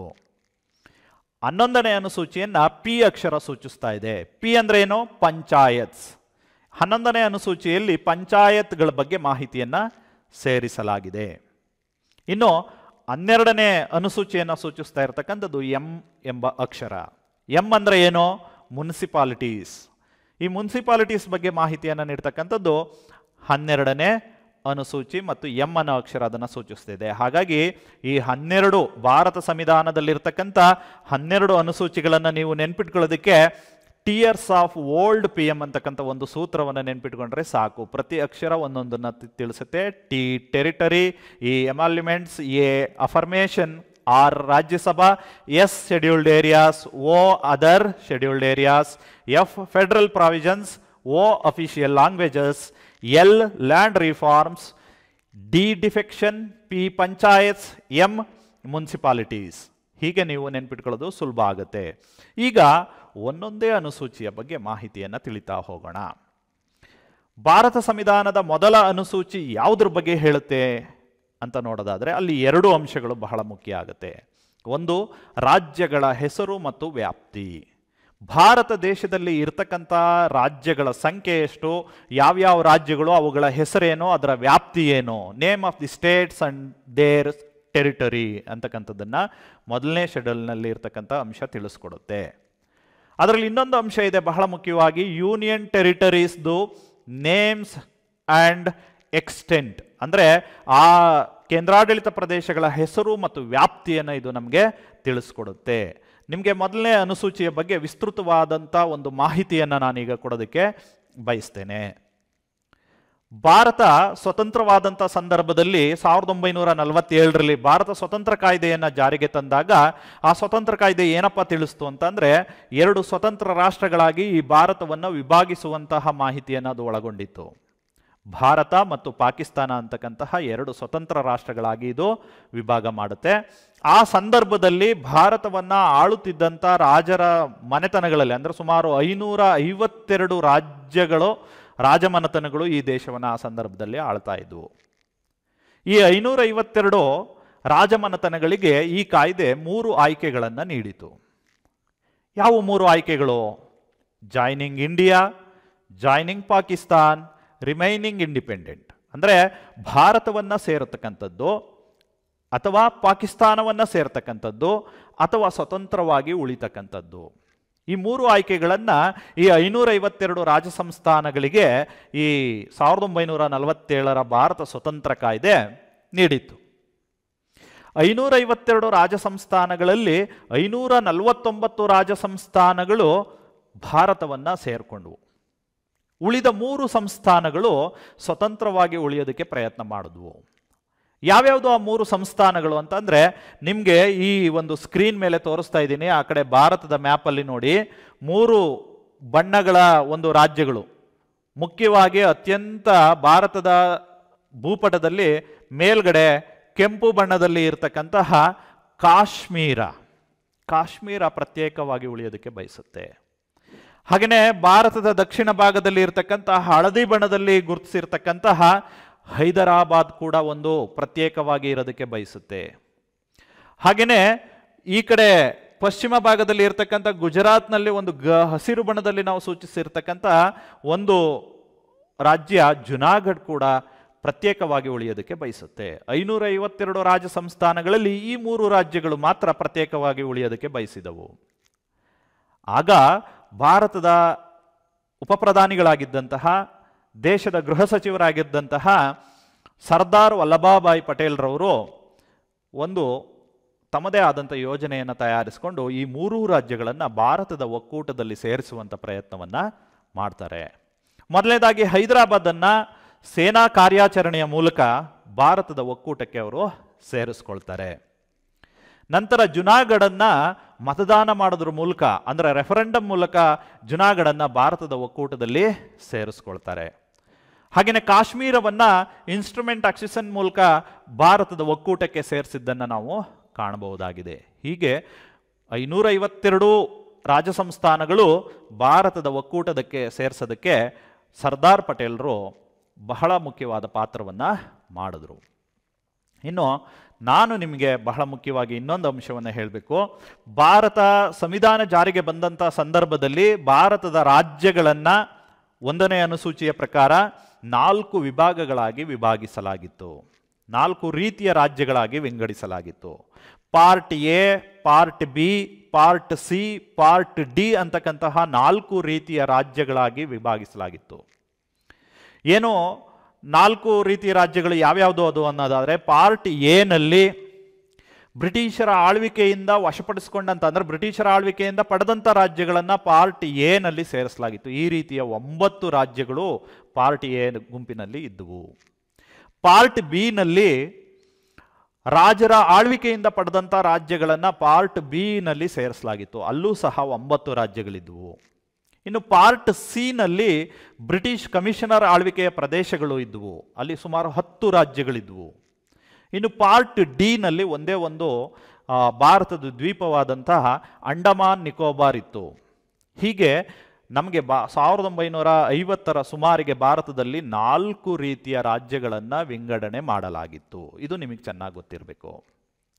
ಆನಂತರ ಏನಾಗ್ಬಿಡುತ್ತೆ, ದೇಶದಲ್ಲಿ ಪ್ರಾದೇಶಿಕತೆ, ಭಾಷೆ ಅಂತಕ್ಕಂಥದ್ದು ಹೆಚ್ಚಿನ ಮಹತ್ವವನ್ನು ಪಡ್ಕೊಂಡು ಭಾಷೆಗಳ ಆಧಾರದ ಮೇಲೆ ರಾಜ್ಯಗಳನ್ನು ವಿಂಗಡಣೆ ಮಾಡಬೇಕು ಅಂತಕ್ಕಂತಹ ಬೇಡಿಕೆ ಹೆಚ್ಚಾಗುತ್ತೆ. ಆಗ ಮಧ್ಯಂತರ ಸರ್ಕಾರ ಏನು ಮಾಡುತ್ತೆ ಅಂದರೆ 1948ರಲ್ಲಿ ಎಸ್ ಕೆ ಧಾರ್ ಅಂತಕ್ಕಂಥವರ ಒಂದು ಸಮಿತಿಯನ್ನು ನೇಮಕ ಮಾಡುತ್ತೆ. ಏನಕ್ಕೆ ಅಂತಂದರೆ ಈ ಸಮಿತಿಯ ಕೆಲಸ ಏನಪ್ಪ ಅಂತಂದರೆ ಭಾಷೆಗಳ ಆಧಾರದ ಮೇಲೆ ರಾಜ್ಯಗಳನ್ನು ಮರುವಿಂಗಡಣೆ ಮಾಡಬಹುದಾ ಬೇಡವಾ ಅಂತಕ್ಕಂಥದ್ದನ್ನು ರಿಪೋರ್ಟ್ ಮಾಡ್ತಕ್ಕಂಥದ್ದು ಈ ಸಮಿತಿಯ ಕೆಲಸ ಆಗಿರುತ್ತೆ. ಎಸ್ ಕೆ ದಾರ್ ಸಮಿತಿ ವರದಿ ಸಲ್ಲಿಸಿ ಭಾಷೆಗಳ ಆಧಾರದ ಮೇಲೆ ರಾಜ್ಯ ರಚನೆಯನ್ನು ತಿರಸ್ಕಾರ ಮಾಡುತ್ತೆ. ಆದರೂ ಭಾಷೆಗಳ ಆಧಾರದ ಮೇಲೆ ರಾಜ್ಯ ರಚನೆಯ ಬೇಡಿಕೆ ನಿಲ್ಲಿಲ್ಲ. ಮತ್ತೆ 1949ರಲ್ಲಿ ಇಂಟರಿಮ್ ಗವರ್ನಮೆಂಟ್ ಅಂತ ಏನಿರುತ್ತೆ ಅಥವಾ ಮಧ್ಯಂತರ ಸರ್ಕಾರ JVP ಸಮಿತಿಯನ್ನು ರಚನೆ ಮಾಡುತ್ತೆ. ಏನು JVP ಅಂದರೆ? ಜೆ ಅಂದರೆ ಜವಾಹರ್ಲಾಲ್ ನೆಹರು, ವಿ ಅಂದರೆ ವಲ್ಲಭಾಭಾಯಿ ಪಟೇಲ್, ಪಿ ಅಂದರೆ ಪಟ್ಟಾಭಿ ಸೀತಾರಾಮಯ್ಯ. ಈ 3 ಜನರ ನೇತೃತ್ವದ ಒಂದು ಸಮಿತಿಯನ್ನು ರಚನೆ ಮಾಡಿ ಇದ್ರ ಬಗ್ಗೆ ವರದಿ ಕೊಡೋದಕ್ಕೆ ಕೇಳುತ್ತೆ. ಈ ಸಮಿತಿ ಕೂಡ JVP ಸಮಿತಿ ಕೂಡ ಭಾಷೆಗಳ ಆಧಾರದ ಮೇಲೆ ರಾಜ್ಯಗಳ ರಚನೆಯನ್ನ ಅಥವಾ ಮರುವಿಂಗಡಣೆಯನ್ನ ತಿರಸ್ಕಾರ ಮಾಡುತ್ತೆ. ಆನಂತರ ಆ ವೇಳೆಗೆ ದಕ್ಷಿಣದಲ್ಲಿ ನಮ್ಮ ಪಕ್ಕದ ರಾಜ್ಯವಾದಂತಹ ಆಂಧ್ರ ಪ್ರದೇಶದಲ್ಲಿ ಪೊಟ್ಟಿ ಶ್ರೀರಾಮುಲು ಅಂತಕ್ಕಂಥ ಒಬ್ಬ ವ್ಯಕ್ತಿ ಸುಮಾರು 50ಕ್ಕೂ ಹೆಚ್ಚು ದಿನಗಳ ಕಾಲ ಉಪವಾಸ ಸತ್ಯಾಗ್ರಹ ಮಾಡಿ ತೆಲುಗು ಭಾಷೆ ಮಾತನಾಡ್ತಕ್ಕಂಥವ್ರಿಗೆ ಪ್ರತ್ಯೇಕ ರಾಜ್ಯ ಬೇಕು ಅಂತಕ್ಕಂಥ ಬೇಡಿಕೆಯನ್ನಿಟ್ಟು ಆತ ನಿಧನನಾಗ್ತಾನೆ. ಆಗ ಸರ್ಕಾರಕ್ಕೆ ಇದು ಎಲ್ಲೋ ದೊಡ್ಡ ಸಮಸ್ಯೆ ಆಗುತ್ತೆ ಅಂತಕ್ಕಂಥದ್ದನ್ನು ಗಮನಿಸಿ 1953ರಲ್ಲಿ ಫಜಲ್ ಅಲಿ ಅಂತಕ್ಕಂಥವರ ನೇತೃತ್ವದಲ್ಲಿ ಒಂದು ರಾಜ್ಯ ಪುನರ್ವಿಂಗಡಣಾ ಆಯೋಗವನ್ನು ರಚನೆ ಮಾಡ್ತಾರೆ. ಫಜಲ್ ಅಲಿ ಅದರ ಅಧ್ಯಕ್ಷರಾಗಿರ್ತಾರೆ. KM ಪಣಿಕ್ಕರ್ ಮತ್ತು HN ಕುಂಜ್ರು ಅಂತಕ್ಕಂಥ ಇನ್ನಿಬ್ಬರು ಅದರಲ್ಲಿ ಸದಸ್ಯರಾಗಿರ್ತಾರೆ. ಒಟ್ಟು 3 ಜನ ಈ ಫಜಲ್ ಅಲಿ ಆಯೋಗದಲ್ಲಿ ಇರ್ತಾರೆ. ಇವರು ಎಲ್ಲದನ್ನು ಅಧ್ಯಯನ ಮಾಡಿ ಸರ್ಕಾರಕ್ಕೆ ಒಂದು ವರದಿಯನ್ನು ತಯಾರಿಸ್ತಾರೆ. ಏನಪ್ಪ ಆ ವರದಿನಲ್ಲಿ ಇವರ ಶಿಫಾರಸು ಏನಿರುತ್ತೆ ಅಂದರೆ, ಇಡೀ ದೇಶವನ್ನು 16 ರಾಜ್ಯಗಳಾಗಿ ಭಾಷೆಗಳ ಆಧಾರದ ಮೇಲೆ 16 ರಾಜ್ಯಗಳು ಮತ್ತು 3 ಕೇಂದ್ರಾಡಳಿತ ಪ್ರದೇಶಗಳ ರಚನೆಗೆ ಈ ಫಜಲ್ ಅಲಿ ಆಯೋಗ ಸರ್ಕಾರಕ್ಕೆ ವರದಿಯನ್ನು ಸಲ್ಲಿಸುತ್ತೆ. ಸರ್ಕಾರ ಏನು ಮಾಡುತ್ತೆ? ಸರ್ಕಾರ ಈ ವರದಿಯಲ್ಲಿ ಅಲ್ಪ ಸ್ವಲ್ಪ ಬದಲಾವಣೆಗಳನ್ನು ಮಾಡಿ ಒಂದಷ್ಟು ಮಾಡಿಫಿಕೇಶನ್ಸ್ ಮಾಡಿ 1956ರಲ್ಲಿ ಭಾರತ ಸಂವಿಧಾನಕ್ಕೆ 7ನೇ ತಿದ್ದುಪಡಿ ಮಾಡೋದ್ರ ಮೂಲಕ, ಚೆನ್ನಾಗಿ ನೆನ್ಪಿಟ್ಕೋಬೇಕು, ರಾಜ್ಯ ಪುನರ್ವಿಂಗಡಣೆ ಮಾಡುವ ಸಲುವಾಗಿ ಭಾರತ ಸಂವಿಧಾನಕ್ಕೆ 7ನೇ ತಿದ್ದುಪಡಿಯನ್ನು ಮಾಡಲಾಗಿದೆ 1956ರಲ್ಲಿ. ಆಗ ನವೆಂಬರ್ 1ನೇ ತಾರೀಕು 1956 ನವೆಂಬರ್ 1ಕ್ಕೆ 14 ರಾಜ್ಯಗಳು 6 ಕೇಂದ್ರಾಡಳಿತ ಪ್ರದೇಶಗಳನ್ನು ಭಾರತದ ಸರ್ಕಾರ ರಾಜ್ಯ ಪುನರ್ವಿಂಗಡಣಾ ಆಯೋಗದ ಶಿಫಾರಸಿನಂತೆ ಅದನ್ನು ಜಾರಿಗೆ ತರ್ತಾರೆ. ಇನ್ನು ಸರ್, ನೀವು ಹೇಳ್ತಾ ಇದ್ದೀರಾ 14 ರಾಜ್ಯಗಳಿದ್ವು, 6 ಕೇಂದ್ರಾಡಳಿತ ಪ್ರದೇಶಗಳಿದ್ವು 1956ರ ಸುಮಾರಿಗೆ, ಈಗ ನೋಡಿದ್ರೆ ಇಷ್ಟೊಂದು ರಾಜ್ಯಗಳು ಕೇಂದ್ರಾಡಳಿತ ಪ್ರದೇಶಗಳಿದಾವಲ್ಲ ಅಂತ ಪ್ರಶ್ನೆ ಕೇಳಬಹುದು. ಹೌದು, ಸರಿ ನೀವು ಹೇಳೋದು. ಅದು ಹಂತವಾಗಿ ರಾಜ್ಯಗಳ ರಚನೆ ಆಗಿರೋದನ್ನು ಕಾಣ್ಬೋದು. ಬಾಂಬೆ ಪ್ರಾಂತ್ಯ 14 ರಾಜ್ಯಗಳಲ್ಲಿ ಇತ್ತು. ಈ ಬಾಂಬೆ ಪ್ರಾಂತ್ಯದಲ್ಲಿ ಅಲ್ಲಿ ಮತ್ತೆ ಗುಜರಾತಿ ಮತ್ತು ಮರಾಠಿ ಭಾಷೆಗಳ ಜನರ ನಡುವೆ ಪ್ರತ್ಯೇಕ ರಾಜ್ಯ ರಚನೆಗೆ ಬೇಡಿಕೆ ಇಟ್ಟು ಹೋರಾಟ ಪ್ರಾರಂಭವಾಗುತ್ತೆ. ಆಗ ಭಾರತ ಸರ್ಕಾರ 1960ರಲ್ಲಿ ಈ ಬಾಂಬೆ ಪ್ರಾಂತ್ಯವನ್ನು 2 ಭಾಗ ಮಾಡಿ ಮಹಾರಾಷ್ಟ್ರ ಮತ್ತು ಗುಜರಾತ್ ಅಂತಕ್ಕಂಥ 2 ರಾಜ್ಯಗಳನ್ನು ಸೃಷ್ಟಿ ಮಾಡುತ್ತೆ. ಅಂದರೆ 14 ರಾಜ್ಯ ಇದ್ದಿದ್ದು 1 ರಾಜ್ಯ ಎಕ್ಸ್ಟ್ರಾ ಆಗುತ್ತೆ, ಅದು ಗುಜರಾತ್ 15ನೇ ರಾಜ್ಯವಾಗಿ ಗುಜರಾತ್ ಸೃಷ್ಟಿಯಾಗುತ್ತೆ 1960ರಲ್ಲಿ. ಗುಜರಾತ್ ಮಾತನಾಡ್ತಕ್ಕಂಥ ಗುಜರಾತಿ ಭಾಷೆಯನ್ನು ಮಾತನಾಡ್ತಕ್ಕಂಥ ಜನರು ಗುಜರಾತ್ ರಾಜ್ಯದಲ್ಲೂ, ಮರಾಠಿ ಮಾತನಾಡ್ತಕ್ಕಂಥ ಜನರು ಮಹಾರಾಷ್ಟ್ರದಲ್ಲೂ ಇರುವಂತೆ ರಾಜ್ಯ ರಚನೆಯನ್ನು ಮಾಡಲಾಗುತ್ತೆ. ಇದನ್ನು ಚೆನ್ನಾಗಿ ನೆನ್ಪಿಟ್ಕೋಬೇಕು. ನಂತರ ನಿಮಗೆ 1961ರಲ್ಲಿ ದಾದ್ರಾ ನಗರ್ ಹವೇಲಿ ಅಂತಕ್ಕಂಥ ಒಂದು ಪ್ರದೇಶವನ್ನು ಪೋರ್ಚುಗೀಸರಿಂದ ಭಾರತ ಸರ್ಕಾರ ಬಿಡಿಸ್ಕೊಳ್ಳುತ್ತೆ. ಬಿಡಿಸ್ಕೊಂಡು ಸಂವಿಧಾನಕ್ಕೆ 10ನೇ ತಿದ್ದುಪಡಿ ತರೋದ್ರೊಂದಿಗೆ ಇದನ್ನು ಕೇಂದ್ರಾಡಳಿತ ಪ್ರದೇಶವಾಗಿ ಮಾಡಲಾಗುತ್ತೆ. ಯಾವುದನ್ನು? ದಾದ್ರಾ ಮತ್ತು ನಗರ್ ಹವೇಲಿಯನ್ನು. ನಂತರ ಗೋವಾ, ದಿಯು ದಾಮನ್ಗಳನ್ನು 1961ರಲ್ಲಿ ಮತ್ತೆ ಪೋರ್ಚುಗೀಸರಿಂದ ಬಿಡಿಸ್ಕೊಂಡು ಅವುಗಳನ್ನು ಸಹ ಸಂವಿಧಾನಕ್ಕೆ 12ನೇ ತಿದ್ದುಪಡಿ 10ನೇ ತಿದ್ದುಪಡಿ ಮೂಲಕ ದಾದ್ರಾ ನಗರ್ ಹವೇಲಿಯನ್ನು ಕೇಂದ್ರಾಡಳಿತ ಪ್ರದೇಶ ಮಾಡ್ತಾರೆ. 12ನೇ ತಿದ್ದುಪಡಿಯ ಮೂಲಕ ಗೋವಾ, ದಿಯು ದಾಮನ್ಗಳನ್ನು ಕೇಂದ್ರಾಡಳಿತ ಪ್ರದೇಶಗಳನ್ನಾಗಿ ಮಾಡಲಾಗುತ್ತೆ. 1962ರಲ್ಲಿ ಪಾಂಡಿಚೇರಿಯನ್ನು ಫ್ರೆಂಚರಿಂದ ಬಿಡಿಸ್ಕೊಂಡು ಸಂವಿಧಾನಕ್ಕೆ 14ನೇ ತಿದ್ದುಪಡಿ ತರೋದ್ರೊಂದಿಗೆ ಪಾಂಡಿಚೇರಿಯನ್ನು ಭಾರತದ ಒಂದು ಕೇಂದ್ರಾಡಳಿತ ಪ್ರದೇಶವನ್ನಾಗಿ ಮಾಡಲಾಯಿತು. 61ರಲ್ಲಿ ದಾದ್ರಾ ನಗರ ಹವೇಲಿ, ಗೋವಾ, ದಿಯು ದಾಮನ್ಗಳನ್ನು ಕೇಂದ್ರಾಡಳಿತ ಪ್ರದೇಶ ಮಾಡ್ತಾರೆ. 62ರಲ್ಲಿ ಪಾಂಡಿಚೇರಿಯನ್ನು ಕೇಂದ್ರಾಡಳಿತ ಪ್ರದೇಶ ಮಾಡ್ತಾರೆ. ಸಂವಿಧಾನಕ್ಕೆ 10, 12, 14ನೇ ತಿದ್ದುಪಡಿಗಳನ್ನು ತರೋದ್ರ ಮೂಲಕ. ನಂತರ ನಾಗಾಲ್ಯಾಂಡನ್ನು 1963ರಲ್ಲಿ ಅಸ್ಸಾಂ ರಾಜ್ಯದಲ್ಲಿ ಮತ್ತೆ ಅಲ್ಲಿ ಒಂದು ಹೋರಾಟ ಪ್ರಾರಂಭವಾಗಿದ್ದರಿಂದ ನಾಗಾಲ್ಯಾಂಡನ್ನು ಪ್ರತ್ಯೇಕ ರಾಜ್ಯವಾಗಿ 16ನೇ ರಾಜ್ಯವಾಗಿ, ದೇಶದ 16ನೇ ರಾಜ್ಯವಾಗಿ ನಾಗಾಲ್ಯಾಂಡನ್ನು 1963ರಲ್ಲಿ ಸ್ಥಾಪಿಸಲಾಗುತ್ತೆ ಅಥವಾ ಸೃಷ್ಟಿಸಲಾಗುತ್ತೆ. ನೀವು ಕೇಳ್ಬೋದು, ಸರ್ ಇವೆಲ್ಲ ರಾಜ್ಯಗಳನ್ನು ಸೃಷ್ಟಿ ಮಾಡುವಾಗ ಸಂವಿಧಾನದ ಯಾವ ವಿಧಿಯಲ್ಲಿ ತಿದ್ದುಪಡಿ ಮಾಡ್ತಾರೆ ಅಂತ. 4ನೇ ವಿಧಿ ಚೆನ್ನಾಗಿ ನೆನ್ಪಿಟ್ಕೊಳ್ಳಿ. ಆರ್ಟಿಕಲ್ 4ಅಲ್ಲಿ ಈ ರಾಜ್ಯಗಳ, ಹೊಸ ರಾಜ್ಯಗಳ ಸೃಷ್ಟಿ ಇರ್ಬೋದು, ಬೌಂಡರಿ ಅಂದರೆ ಆ ವ್ಯಾಪ್ತಿ ಏನು ಟೆರಿಟರಿಯನ್ನು ಬದಲಾಯಿಸೋದಂಥದ್ದೆಲ್ಲ ಮಾಡ್ತಕ್ಕಂಥದ್ದು. ನಂತರ ಹರಿಯಾಣವನ್ನು 1966ರಲ್ಲಿ ಬಹಳ ಚೆನ್ನಾಗಿ ನೆನ್ಪಿಟ್ಕೋಬೇಕಾಗುತ್ತೆ ನೀವು. ಹರಿಯಾಣವನ್ನು 1966ರಲ್ಲಿ ಪಂಜಾಬಿಂದ ಪ್ರತ್ಯೇಕ ಮಾಡಿ 17ನೇ ರಾಜ್ಯವಾಗಿ ಸೃಷ್ಟಿ ಮಾಡ್ತಾರೆ. ಅದೇ 1966ರಲ್ಲೇ ಚಂಡೀಗಢನ್ನು ಪಂಜಾಬಿಂದ ಪ್ರತ್ಯೇಕ ಮಾಡಿ ಅದನ್ನು ಕೇಂದ್ರಾಡಳಿತವಾಗಿ ಸೃಷ್ಟಿ ಮಾಡಲಾಗುತ್ತೆ. ಹಾಗೆಯೇ 1966ರಲ್ಲೇ ಹಿಮಾಚಲ ಪ್ರದೇಶವನ್ನು ಕೇಂದ್ರಾಡಳಿತ ಪ್ರದೇಶವಾಗಿ ಸೃಷ್ಟಿ ಮಾಡಲಾಗುತ್ತೆ. ನಂತರ ಅದನ್ನು 1966ರಲ್ಲಿ ಕೇಂದ್ರಾಡಳಿತ ಪ್ರದೇಶ ಮಾಡಿರ್ತಾರೆ ಹಿಮಾಚಲ ಪ್ರದೇಶವನ್ನು. 1971ರಲ್ಲಿ 18ನೇ ರಾಜ್ಯವಾಗಿ ಹಿಮಾಚಲ ಪ್ರದೇಶ ಅಸ್ತಿತ್ವಕ್ಕೆ ಬರುತ್ತೆ. ನಾನು ಅದಕ್ಕೆ ಅಲ್ಲೊಂದು ಬ್ಲೂ ಕಲರ್ ನೋಡಿ, ಆ ಕಡೆ ಬ್ಲೂ ಕಲರ್ ಒಂದು ಸರ್ಕಲಲ್ಲಿ ಒಂದು ಸೂತ್ರ ಕೊಟ್ಟಿದ್ದೀನಿ ನಿಮಗೆ ನೆನ್ಪಿಟ್ಕೊಳ್ಳೋಕ್ಕೆ. 1966ರಲ್ಲಿ HCH ಅಂತ ಇದೆ. ಏನು HCH ಅಂದರೆ? H ಅಂದರೆ ಹರಿಯಾಣ, C ಅಂದರೆ ಚಂಡೀಗಢ, H ಅಂದರೆ ಹಿಮಾಚಲ ಪ್ರದೇಶ. ಅಲ್ಲಿ ಒಂದು ಡಾಟ್ ಹಾಕಿ P ಕೊಟ್ಟಿದ್ದೀನಿ. ಏನು P ಅಂತಂದರೆ ಪಂಜಾಬಿಂದ ಇವುಗಳನ್ನು ಬೇರ್ಪಡಿಸಿದ್ದು. ಇದು ನಿಮಗೆ ಚೆನ್ನಾಗಿ ಗೊತ್ತಿರಬೇಕು. 1966ರಲ್ಲಿ ಹರಿಯಾಣ, ಚಂಡೀಗಢ, ಹಿಮಾಚಲ ಪ್ರದೇಶಗಳನ್ನು ಪ್ರತ್ಯೇಕಗೊಳಿಸಿದ್ದು 1966ರಲ್ಲಿ. ನಂತರ 1969ರಲ್ಲಿ ಸಂವಿಧಾನಕ್ಕೆ 22ನೇ ತಿದ್ದುಪಡಿ ಮಾಡೋದ್ರ ಮೂಲಕ ಭಾರತದ 19, 20, 21ನೇ ರಾಜ್ಯಗಳನ್ನು ಸೃಷ್ಟಿ ಮಾಡಲಾಯಿತು. 19ನೇ ರಾಜ್ಯವಾಗಿ ಮಣಿಪುರ ರಾಜ್ಯವನ್ನು ಸೃಷ್ಟಿ ಮಾಡಲಾಗುತ್ತೆ. 20ನೇ ರಾಜ್ಯವಾಗಿ ತ್ರಿಪುರ ರಾಜ್ಯವನ್ನು ಸೃಷ್ಟಿ ಮಾಡಲಾಗುತ್ತೆ. 21ನೇ ರಾಜ್ಯವಾಗಿ ಮೇಘಾಲಯ ರಾಜ್ಯವನ್ನು ಸೃಷ್ಟಿ ಮಾಡಲಾಗುತ್ತೆ. ಹಾಗೆಯೇ ಅದೇ ವರ್ಷ ಅದೇ ತಿದ್ದುಪಡಿಯ ಮೂಲಕ 2 ಯೂನಿಯನ್ ಟೆರಿಟರಿಗಳನ್ನು ಸೃಷ್ಟಿ ಮಾಡಲಾಗುತ್ತೆ. ಒಂದು ಅರುಣಾಚಲ ಪ್ರದೇಶ, ಮತ್ತೊಂದು ಮಿಜೋರಾಂ. ಅದಕ್ಕೆ ನೋಡಿ ಆ ಕಡೆ ಬ್ಲೂ ಕಲರ್ ಇದರಲ್ಲಿ ಒಂದು ಸೂತ್ರ ಇದೆ, ನೀವು ಚೆನ್ನಾಗಿ ನೆನ್ಪಿಟ್ಕೋಬೇಕು. 1969 MTM 22. ಏನು MTM ಅಂದರೆ? ಮಣಿಪುರ, ತ್ರಿಪುರ, ಮೇಘಾಲಯ. 22 ಅಂದರೆ 22ನೇ ತಿದ್ದುಪಡಿ. AM ಅಂದರೆ ಏನು? ಅರುಣಾಚಲ ಪ್ರದೇಶ, ಮಿಜೋರಾಂ. UT ಅಂದರೆ ಯೂನಿಯನ್ ಟೆರಿಟರಿ, ಕೇಂದ್ರಾಡಳಿತ ಪ್ರದೇಶ. ಮುಂದುವರಿದಂತೆ 1987ರಲ್ಲಿ ಆಗಲೇ ಹೇಳ್ತಾ ಇದ್ದೆ, ಈ ಮಿಜೋರಾಮು, ಅರುಣಾಚಲ ಪ್ರದೇಶ ಇವೆಲ್ಲ ಇದ್ವಲ್ಲ, ಇವು ಕೇಂದ್ರಾಡಳಿತ ಪ್ರದೇಶಗಳಾಗಿರ್ತವೆ. ಇವುಗಳನ್ನು 1987ರಲ್ಲಿ ದೇಶದ ಮಿಜೋರಾಮನ್ನು 23ನೇ ರಾಜ್ಯ, ದೇಶದ 23ನೇ ರಾಜ್ಯವಾಗಿ ಮಾಡಲಾಗುತ್ತೆ.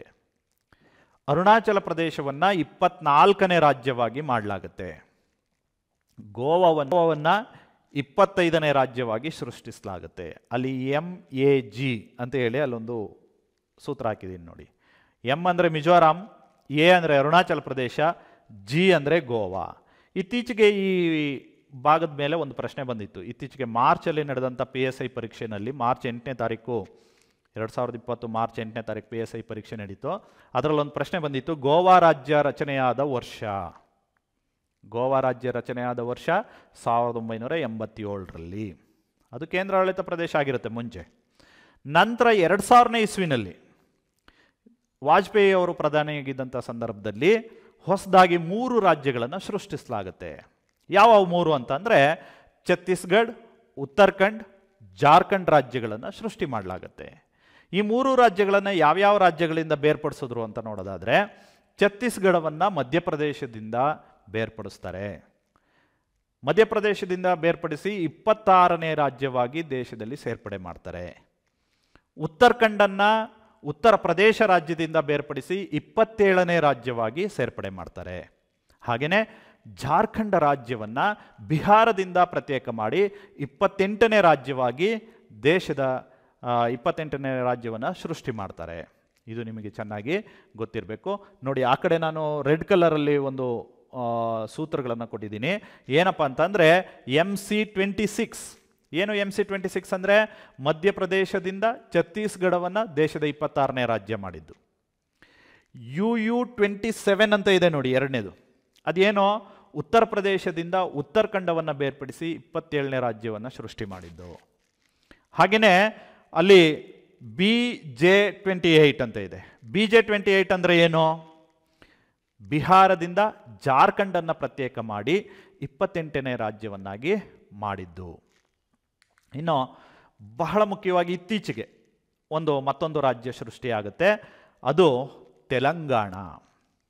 ಇದು 2014 ಜೂನ್ 2ನೇ ತಾರೀಕು ಆಂಧ್ರ ಪ್ರದೇಶದ ರಾಜ್ಯದಿಂದ ಪ್ರತ್ಯೇಕ ಮಾಡಿ ಈಗ ಪ್ರತ್ಯೇಕ 29ನೇ ರಾಜ್ಯವಾಗಿ ಅಸ್ತಿತ್ವಕ್ಕೆ ಬರುತ್ತೆ.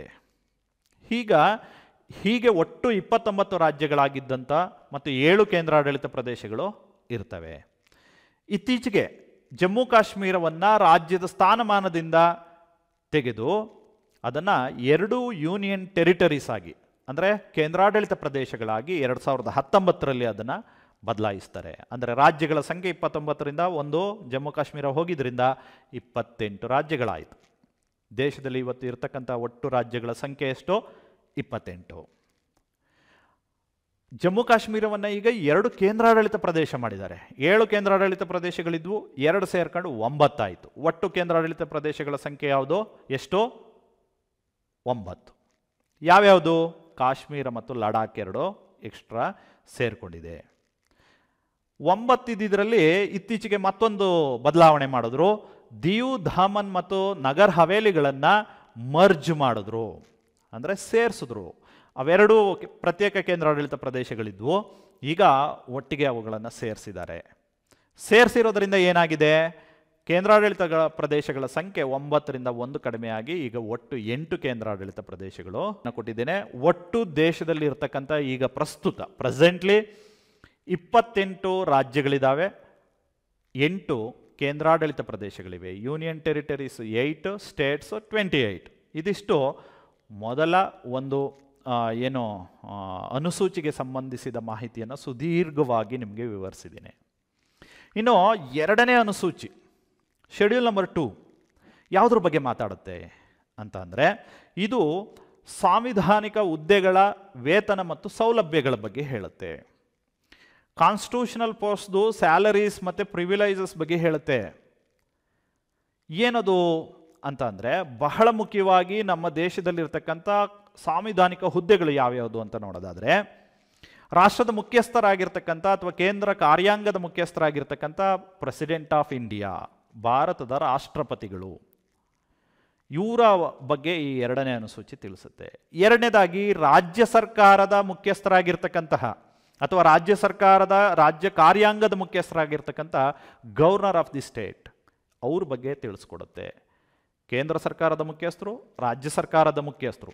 ನಂತರ ಕೇಂದ್ರ ಸರ್ಕಾರದ ಶಾಸಕಾಂಗದಲ್ಲಿ ಇರತಕ್ಕಂಥ 2, ನಮ್ಮಲ್ಲಿ ಗೊತ್ತಿದೆ, ದ್ವಿಸದನ ಶಾಸಕಾಂಗ ವ್ಯವಸ್ಥೆ, ಲೋಕಸಭೆ, ರಾಜ್ಯಸಭೆ. ಲೋಕಸಭೆಯಲ್ಲಿ ಸ್ಪೀಕರ್ ಅಂಡ್ ಡೆಪ್ಯೂಟಿ ಸ್ಪೀಕರ್ ಇರ್ತಾರೆ, ಅವ್ರ ಬಗ್ಗೆ ಮಾಹಿತಿ ತಿಳಿಸ್ಕೊಡುತ್ತೆ 2ನೇ ಅನುಸೂಚಿ. ರಾಜ್ಯಸಭೆಯಲ್ಲಿ ಚೇರ್ಮನ್ ಮತ್ತು ಡೆಪ್ಯೂಟಿ ಚೇರ್ಮನ್ ಇರ್ತಾರೆ, ಅವರ ವೇತನ ಮತ್ತು ಸೌಲಭ್ಯಗಳ ಬಗ್ಗೆ ತಿಳಿಸ್ಕೊಡುತ್ತೆ. President of India, governors of the state, ಕೇಂದ್ರದ ಲೋಕಸಭೆಯ ಸ್ಪೀಕರ್ ಮತ್ತು ಡೆಪ್ಯೂಟಿ ಸ್ಪೀಕರ್, ರಾಜ್ಯಸಭೆಯ ಚೇರ್ಮನ್ ಮತ್ತು ಡೆಪ್ಯೂಟಿ ಚೇರ್ಮನ್ ಬಗ್ಗೆ, ಅವರ ಸ್ಯಾಲರಿ ಬಗ್ಗೆ ನಮಗೆ ತಿಳಿಸ್ಕೊಡುತ್ತೆ. ನೆಕ್ಸ್ಟು ರಾಜ್ಯದಲ್ಲಿ ಇರತಕ್ಕಂಥ ದ್ವಿಸದನ, ಅಂದರೆ ಏನು ಲೆಜಿಸ್ಲೇಟಿವ್ ಅಸೆಂಬ್ಲಿ ಮತ್ತು ಲೆಜಿಸ್ಲೇಟಿವ್ ಕೌನ್ಸಿಲ್ ಅಂತ ಕರಿತೀವಿ. ಈ ಲೆಜಿಸ್ಲೇಟಿವ್ ಅಸೆಂಬ್ಲಿಯ ಸ್ಪೀಕರ್ ಮತ್ತು ಡೆಪ್ಯೂಟಿ ಸ್ಪೀಕರ್ ಅವರ ಸ್ಯಾಲರಿ ಮತ್ತು ಅವರ ಪ್ರಿವಿಲೇಜಸ್ ಬಗ್ಗೆ ತಿಳಿಸ್ಕೊಡುತ್ತೆ, ಅಂದರೆ ವೇತನ ಮತ್ತು ಸೌಲಭ್ಯಗಳ ಬಗ್ಗೆ ತಿಳಿಸ್ಕೊಡುತ್ತೆ. ಮತ್ತು ವಿಧಾನ ಪರಿಷತ್ತಿನಲ್ಲಿ ಇರ್ತಕ್ಕಂಥ ಚೇರ್ಮನ್ ಮತ್ತು ಡೆಪ್ಯೂಟಿ ಚೇರ್ಮನ್ ಅವರ ಸ್ಯಾಲರಿ ಮತ್ತು ಸೌಲಭ್ಯಗಳ ಬಗ್ಗೆ ತಿಳಿಸ್ಕೊಡುತ್ತೆ. ಇನ್ನು ಸುಪ್ರೀಂ ಕೋರ್ಟಿನ ಜಡ್ಜಸ್, ಅವರ ವೇತನ ಮತ್ತು ಸೌಲಭ್ಯಗಳ ಬಗ್ಗೆ ತಿಳಿಸ್ಕೊಡುತ್ತೆ 2ನೇ ಅನುಸೂಚಿ. ಹಾಗೆಯೇ ಹೈಕೋರ್ಟ್ಗಳ ಜಡ್ಜಸ್ಗಳ ವೇತನ ಮತ್ತು ಸೌಲಭ್ಯಗಳ ಬಗ್ಗೆ ತಿಳಿಸ್ಕೊಡುತ್ತೆ. ಕೊನೆಯದಾಗಿ 9ನೇ ಅಂಶ CAG, ಅಂದರೆ comptroller and auditor general of India, ಇವರ ವೇತನ ಮತ್ತು ಸೌಲಭ್ಯಗಳ ಬಗ್ಗೆ ತಿಳಿಸ್ಕೊಡುತ್ತೆ. ಹೀಗೆ ಒಟ್ಟು 9 ಏನು ಸಾಂವಿಧಾನಿಕ ಹುದ್ದೆಗಳಿದ್ದಾವೆ, ಇವುಗಳ ಬಗ್ಗೆ ಮಾಹಿತಿಯನ್ನು 2ನೇ ಅನುಸೂಚಿ ತಿಳಿಸ್ಕೊಡುತ್ತೆ. ಇಲ್ಲಿ ಒಂದು ಬಹಳ ಚೆನ್ನಾಗಿ ನೀವು ನೆನ್ಪಿಟ್ಕೋಬೇಕಾಗಿರೋದು, ಇಲ್ಲಿ ಅಟಾರ್ನಿ ಜನರಲ್ ಬಗ್ಗೆ ಯಾವುದೇ ಮಾಹಿತಿ ಇಲ್ಲ. ಅಟಾರ್ನಿ ಜನರಲ್ ಅವರ ಒಂದು ವೇತನ ಸೌಲಭ್ಯಗಳ ಬಗ್ಗೆ 2ನೇ ಅನುಸೂಚಿನಲ್ಲಿ ಯಾವುದೇ ಮಾಹಿತಿ ಇಲ್ಲ. ಇದನ್ನು ಚೆನ್ನಾಗಿ ನೆನ್ಪಿಡ್ಬೇಕು. ಯಾರ್ಯಾರ್ದಿದೆ? President of India, governors of the state, Lok Sabha speakers and deputy speaker, Rajya Sabha chairman and deputy chairman, ಮತ್ತು ಲೆಜಿಸ್ಲೇಟಿವ್ ಅಸೆಂಬ್ಲಿಯ ಒಂದು ಸ್ಪೀಕರ್ ಮತ್ತು ಡೆಪ್ಯೂಟಿ ಸ್ಪೀಕರ್ ಬಗ್ಗೆ, ಮತ್ತು ಲೆಜಿಸ್ಲೇಟಿವ್ ಕೌನ್ಸಿಲ್ನ ಚೇರ್ಮನ್ ಮತ್ತು ಏನು ಡೆಪ್ಯೂಟಿ ಚೇರ್ಮನ್ ಬಗ್ಗೆ, ಹಾಗೆಯೇ supreme court judges, high court judges, CAG. ಇಷ್ಟು 9 ಅಂಶಗಳನ್ನು ನೀವು 2ನೇ ಅನುಸೂಚಿನಲ್ಲಿ ನೆನ್ಪಿಟ್ಕೋಬೇಕಾಗುತ್ತೆ. ಇವರ ಸ್ಯಾಲ್ರೀಸು ಸಾಮಾನ್ಯವಾಗಿ ನಿಮಗೆ ಇತ್ತೀಚಿಂದು ಕೇಳ್ತಾ ಇರ್ತಾರೆ ಪರೀಕ್ಷೆಗಳಲ್ಲಿ. ಪ್ರೆಸಿಡೆಂಟ್ದು 5 ಲಕ್ಷ ಇದೆ ಪ್ರತಿ ತಿಂಗಳಿಗೆ. ಹಾಗೆಯೇ ಗವರ್ನರ್ಸ್ ಅವ್ರಿಗೆ ಅಂದರೆ ರಾಜ್ಯಪಾಲರಿಗೆ 3.5 ಲಕ್ಷ ವೇತನ ಇರೋದನ್ನು ಕಾಣ್ಬೋದು. ಸುಪ್ರೀಂ ಕೋರ್ಟಿನ ಜಡ್ಜಸ್ಗೆ 2,50,000 ರೂಪಾಯಿಗಳು, ಹೈಕೋರ್ಟ್ ಜಡ್ಜಸ್ಗೆ 2,25,000 ರೂಪಾಯಿಗಳು, ಹಾಗೆ CAG ಅವರಿಗೆ 2.5 ಲಕ್ಷ ಅಂದರೆ 2,50,000 ರೂಪಾಯಿಗಳು ವೇತನ ಇರೋದನ್ನು ನೀವು ತಿಳ್ಕೋಬಹುದು. ಇನ್ನು ಇದಿಷ್ಟು 2ನೇ ಅನುಸೂಚಿಯ ಬಗ್ಗೆ ಮಾಹಿತಿ. ಇನ್ನು 3ನೇ ಅನುಸೂಚಿ ಶೆಡ್ಯೂಲ್ ನಂಬರ್ 3 ಏನು ಹೇಳುತ್ತೆ, ಅಥವಾ ಅನುಬಂಧ 3 ಏನು ಹೇಳುತ್ತೆ? ಇದು ಪ್ರತಿಜ್ಞಾವಿಧಿಯ ಬಗ್ಗೆ ಹೇಳುತ್ತೆ. ಅಫರ್ಮೇಷನ್ ಅಂತ ಹೇಳ್ತೀವಿ. ಪ್ರತಿಜ್ಞಾವಿಧಿ ಯಾರ್ದೆಲ್ಲ ಪ್ರತಿಜ್ಞಾವಿಧಿ ಬಗ್ಗೆ ತಿಳಿಸ್ಕೊಡುತ್ತೆ ಇದು ಅಂತ ಅಂದರೆ, ಬಹಳ ಮುಖ್ಯವಾಗಿ ಕೇಂದ್ರದ ಮಂತ್ರಿಗಳು, ಯೂನಿಯನ್ ಮಿನಿಸ್ಟರ್ಸ್ದು ಪ್ರತಿಜ್ಞಾವಿಧಿ ಬಗ್ಗೆ ಮಾಹಿತಿ ನಮಗೆ ಸಿಗುತ್ತೆ 3ನೇ ಅನುಸೂಚಿನಲ್ಲಿ. ಇನ್ನು ಸಂಸತ್ತಿಗೆ ನಡೆಯುವ ಚುನಾವಣೆಯಲ್ಲಿ ಸ್ಪರ್ಧಿಸ್ತಕ್ಕಂಥ ಅಭ್ಯರ್ಥಿಗಳು ಕೂಡ ಒಂದು ಪ್ರತಿಜ್ಞಾವಿಧಿಯನ್ನು ಸ್ವೀಕರಿಸಬೇಕಾಗಿರುತ್ತೆ, ಅದರ ಬಗ್ಗೆ ಮಾಹಿತಿಯನ್ನು ಕೊಡುತ್ತೆ. ಇನ್ನು ಚುನಾವಣೆಯಲ್ಲಿ ಗೆದ್ದು ಬಂದಂಥವರು ಸದನದಲ್ಲಿ ಪ್ರತಿಜ್ಞಾವಿಧಿಯನ್ನು ಸ್ವೀಕರಿಸಬೇಕಾಗಿರುತ್ತೆ, ಅದ್ರ ಬಗ್ಗೆ ಮಾಹಿತಿಯನ್ನು ಕೊಡುತ್ತೆ. ಅಂದರೆ ಕೇಂದ್ರದ ಮಂತ್ರಿಗಳು ಸಂಸತ್ತಿನ ಚುನಾವಣೆಯಲ್ಲಿ ಸ್ಪರ್ಧಿಸುವ ಸದಸ್ಯರಿಗೆ ಪ್ರತಿಜ್ಞಾವಿಧಿ ಬೋಧಿಸೋದು, ಸಂಸತ್ತಿಗೆ ಆಯ್ಕೆಯಾದ ಮೇಲೆ ಸದಸ್ಯರು ತೆಗೆದುಕೊಳ್ತಕ್ಕಂಥ ಪ್ರತಿಜ್ಞಾವಿಧಿ, ಹಾಗೆಯೇ ಸುಪ್ರೀಂ ಕೋರ್ಟಿನ ನ್ಯಾಯಾಧೀಶರು ತೆಗೆದುಕೊಳ್ತಕ್ಕಂಥ ಪ್ರತಿಜ್ಞಾವಿಧಿ, CAG ಅವರ ಪ್ರತಿಜ್ಞಾವಿಧಿ. ಇದಿಷ್ಟರ ಬಗ್ಗೆ 3ನೇ ಅನುಸೂಚಿ ಅಂದರೆ ಕೇಂದ್ರ ಸರ್ಕಾರಕ್ಕೆ ಸಂಬಂಧಿಸಿದ 5 ಅಂಶಗಳನ್ನು ನೀವು ಇಲ್ಲಿ ನೆನ್ಪಿಟ್ಕೋಬೇಕಾಗುತ್ತೆ. ಒಂದು, ಕೇಂದ್ರದ ಮಂತ್ರಿಗಳು ಸಂಸತ್ತಿನ ಚುನಾವಣೆಗೆ ಸ್ಪರ್ಧಿಸ್ತಕ್ಕಂಥ ಅಭ್ಯರ್ಥಿಗಳಿಗೆ ಕೊಡ್ತಕ್ಕಂಥ ಪ್ರತಿಜ್ಞಾವಿಧಿ, ನೆಕ್ಸ್ಟು ಅಲ್ಲಿ ಗೆದ್ದು ಬಂದಂಥ ಸಂಸತ್ತಿನ ಸದಸ್ಯರು ಸ್ವೀಕರಿಸುವ ಪ್ರತಿಜ್ಞಾವಿಧಿ, ಸುಪ್ರೀಂ ಕೋರ್ಟಿನ ನ್ಯಾಯಾಧೀಶರು ಮತ್ತು CAG ಅವರ ಪ್ರತಿಜ್ಞಾವಿಧಿಯ ಬಗ್ಗೆ ಮಾಹಿತಿ ತಿಳಿಸುತ್ತೆ. ಇನ್ನು ರಾಜ್ಯಕ್ಕೆ ಸಂಬಂಧಿಸಿದಂತೆ ರಾಜ್ಯದ ಮಂತ್ರಿಗಳು, ರಾಜ್ಯ ಶಾಸಕಾಂಗಕ್ಕೆ ಸ್ಪರ್ಧಿಸ್ತಕ್ಕಂಥ ಅಭ್ಯರ್ಥಿಗಳು, ಏನು ವಿಧಾನಸಭಾ ಎಲೆಕ್ಷನ್ಗೆ ಮತ್ತು ವಿಧಾನ ಪರಿಷತ್ ಎಲೆಕ್ಷನ್ಗೆ ಸ್ಪರ್ಧಿಸ್ತಾರೆ ಅವ್ರಿಗೆ ಬೋಧಿಸ್ತಕ್ಕಂಥ ಪ್ರತಿಜ್ಞಾವಿಧಿ, ಹಾಗೆಯೇ ರಾಜ್ಯ ಶಾಸಕಾಂಗಕ್ಕೆ ಆಯ್ಕೆಯಾಗಿ ಬರ್ತಕ್ಕಂಥ ಸದಸ್ಯರು ತೆಗೆದುಕೊಳ್ತಕ್ಕಂಥ ಪ್ರತಿಜ್ಞಾವಿಧಿ, ಹಾಗೆಯೇ ಹೈಕೋರ್ಟ್ ನ್ಯಾಯಾಧೀಶರ ಪ್ರತಿಜ್ಞಾವಿಧಿಯ ಬಗ್ಗೆ ಮಾಹಿತಿ ತಿಳಿಸ್ಕೊಡುತ್ತೆ. 3ನೇ ಅನುಸೂಚಿನಲ್ಲಿ ಇಷ್ಟು. ಒಟ್ಟು ಒಂದು ಬಹಳ ಮುಖ್ಯವಾದಂಥ ಅನುಸೂಚಿ ಅಂತಂದರೆ 4ನೇ ಅನುಸೂಚಿ.